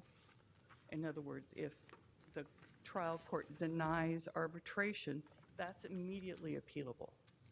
But if it grants arbitration, the statute is silent, just like 1094.5F is silent where there is a remand without vacating the underlying decision. Is silent about whether or not that's appealable. So in this case, like in a situation where you're asking for arbitration, or one side's asking for arbitration, the other side's objecting, if the objector loses, they have to go through the arbitration. They don't get appeal. They have to go through the formal, expensive process of arbitration and then deal with the validity of the arbitration ruling at the end by saying, well, there really wasn't any power here to provide that, to require arbitration. So the arbitration is vacated. The arbitration order is vacated. It's the same thing here. The legislature has defined what judgments in an administrative proceeding are appealable and which one, and are silent on anything else. So like the arbitration statute, where it's silent, there's no right to appeal, but there was an interim appeal process available. They could have, just like an objector in arbitration could have sought writ relief, and they did seek writ relief. And the Court of Appeal here didn't summarily deny it just based on their petition. They issued a PALMA notice, and we actually fully briefed the issue before the Court of Appeal, and then the Court of Appeal denied it without opinion. So sure, the implication is they read it and they said, well, we're not going to deal with this right now. Or they read it and said, no, Dr. Dillon's right. He gets his Judicial Review Committee hearing because they imposed discipline. They were not, the Medical Executive Committee imposed discipline they were not authorized under the bylaws to impose. And so the only way that we can, it's sort of the mirror of if Dr. Dillon had come to court without asking for a Judicial Review Committee hearing, and the hospital could have said, well, you have to exhaust your administrative remedies. And you didn't do that. You didn't ask for a Judicial Review Committee meeting, so you have to go back. This is the mirror image of that. He was entitled to a Judicial Review Committee hearing. He needed to exhaust his administrative remedies, and so did they. And they didn't do it. They didn't. They refused to give him what he was entitled to under the bylaws. And the appellate court, in denying their writ, we can assume, reached that conclusion. Is that binding? Of course not. So let me ask you, though, if regarding the JRC, the hearing that the trial court remanded, if there was not a right to an appeal and here the writ was denied after briefing, could that issue be brought up ever again, or would the hospital lose the right to ever appeal that issue of we weren't required to provide this additional hearing? Right, and I understand that that's really the focus of this court's concern. I get that. But like an arbitration hearing, if they go through the JRC and the JRC decides, and this is another issue I want to bring up too, the JRC decides, no, that wasn't fair discipline, it wasn't supported by the evidence, and we're going to reverse it, and the board approves the JRC, the hospital could theoretically come back and say, well, we shouldn't have had to do that, so it should be vacated. The JRC opinion should be vacated. But all the board has to do then is not affirm the JRC hearing. Mm-hmm. They can trigger review again by not accepting the JRC hearing, assuming it goes in Dr. Dillon's favor. So they're not out of ability to deal with this issue down the road. And that's another important aspect of this whole case, where we are and how we got here. The Medical Executive Committee, the MEC, made these decisions. They made the original disciplinary decision, and they made the decision to suspend Dr. Dillon's privileges. The board... Counsel, what would have made this, in your estimation, final judgment of the trial court? Well, and the point I was about to say, one thing is if the board had issued a decision, administrative review, the administrative mandamus process is designed to review the agency's decision.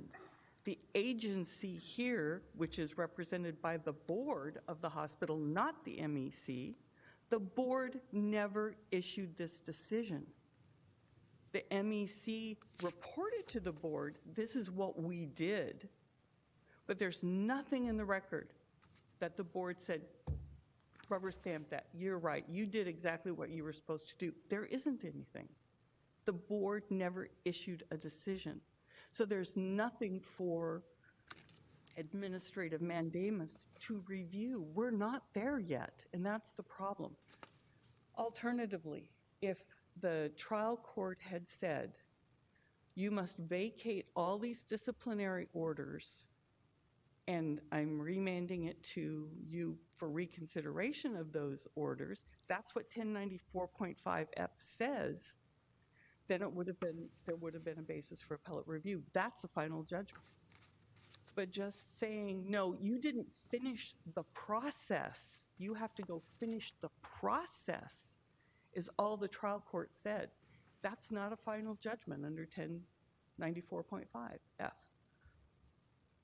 But if the argument on the other side is, well, no, that is a final process under our bylaws, and we don't require a separate step to be taken to make the MEC's decision binding, why isn't that an issue that is ripe for consideration now as opposed to later? Because, as I said a minute ago, the board never issued that decision.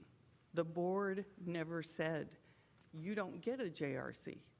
But if the nature of the dispute is the MEC is actually entitled to make that decision, and its decision is, for purposes of the bylaws, final, without regard to any additional step or additional adoption of the MEC's recommended discipline, why isn't that an issue that can be addressed now? Because that order never came from the board. Again, administrative mandamus is to review an agency's decisions. The agency must make the decision under review. In this case, the agency, quote unquote, is the board of the hospital. It isn't the MEC. The board had to have issued the decision, and it never issued any decision. It never said anything one way or the other. And do you have that position notwithstanding whatever is in the bylaws? I want to understand the relationship of your argument to the bylaws. What if those bylaws say a decision is completely final notwithstanding the fact that the board itself hasn't issued it? Would that affect your argument at all? I guess it would have to, except I'm not sure that that complies with administrative mandamus law. You know, because the judicial system has the right to decide what it wants to decide under the statutes, and 1094.5 establishes what the judicial system can do, and I don't think the board's bylaws or the hospital's bylaws, because the bylaws are an agreement between the doctors and the staff and the hospital. It isn't unilateral. I don't think they can override what the statute provides. And that's not a question I've examined. I apologize. But if I understand your position as articulated, it stands to reason that private parties cannot, by agreement, impose an obligation on the law that is otherwise settled, is not within its bailiwick. That's what I would say. I mean, the court system has the right to do what the legislature says it has the right to do. So I think the administrative mandamus laws would override whatever the parties might agree to, unless there's always the argument that it's waiver. We're waiving the administrative review process. And I suppose that there could be a consensual agreement to do that, but that's sort of anathema to me as a lawyer to think that. So unless there are other questions, I really won't take up any more of your time. Thank you, Ms. Arkin.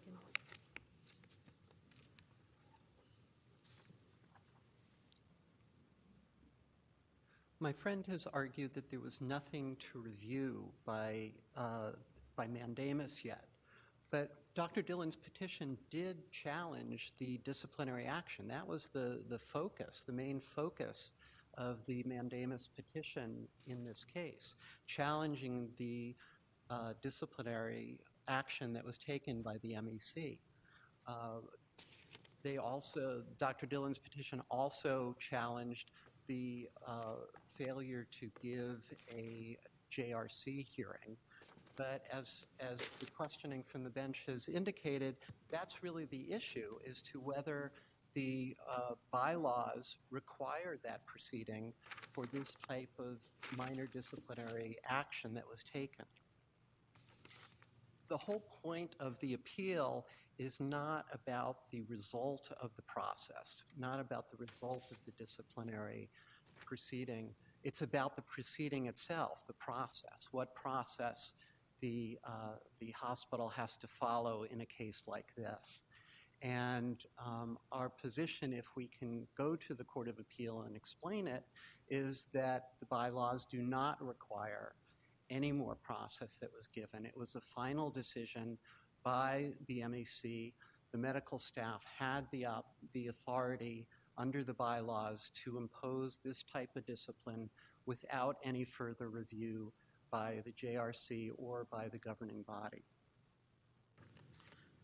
As this court has said in Lyon, a reviewing court has the obligation to exercise its appellate jurisdiction when that jurisdiction is properly invoked.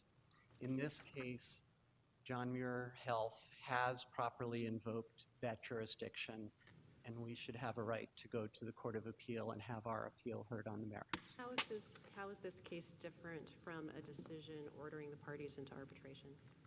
Well, arbitration has a separate set of statutes that obviously do not govern this type of proceeding.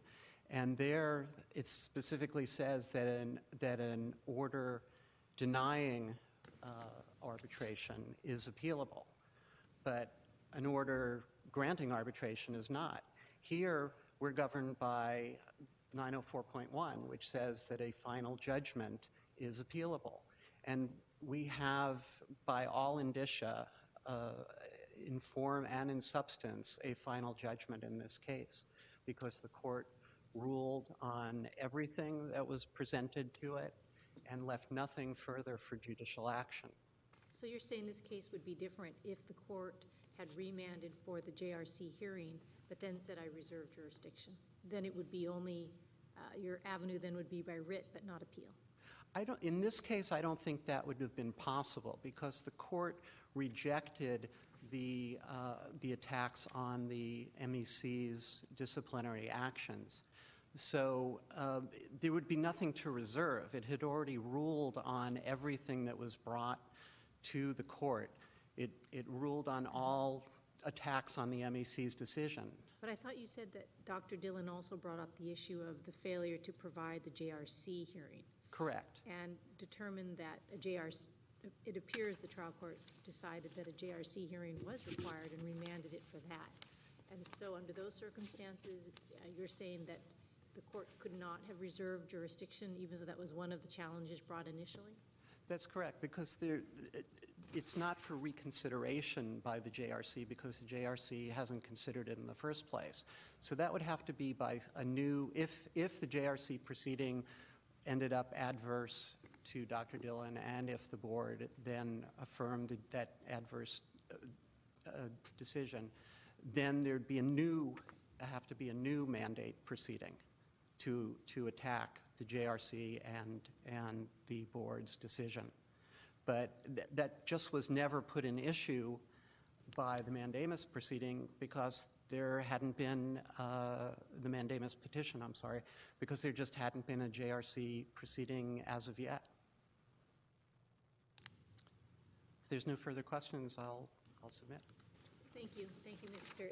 Ettinger, Ms. Arkin. The matter submitted. We stand in recess.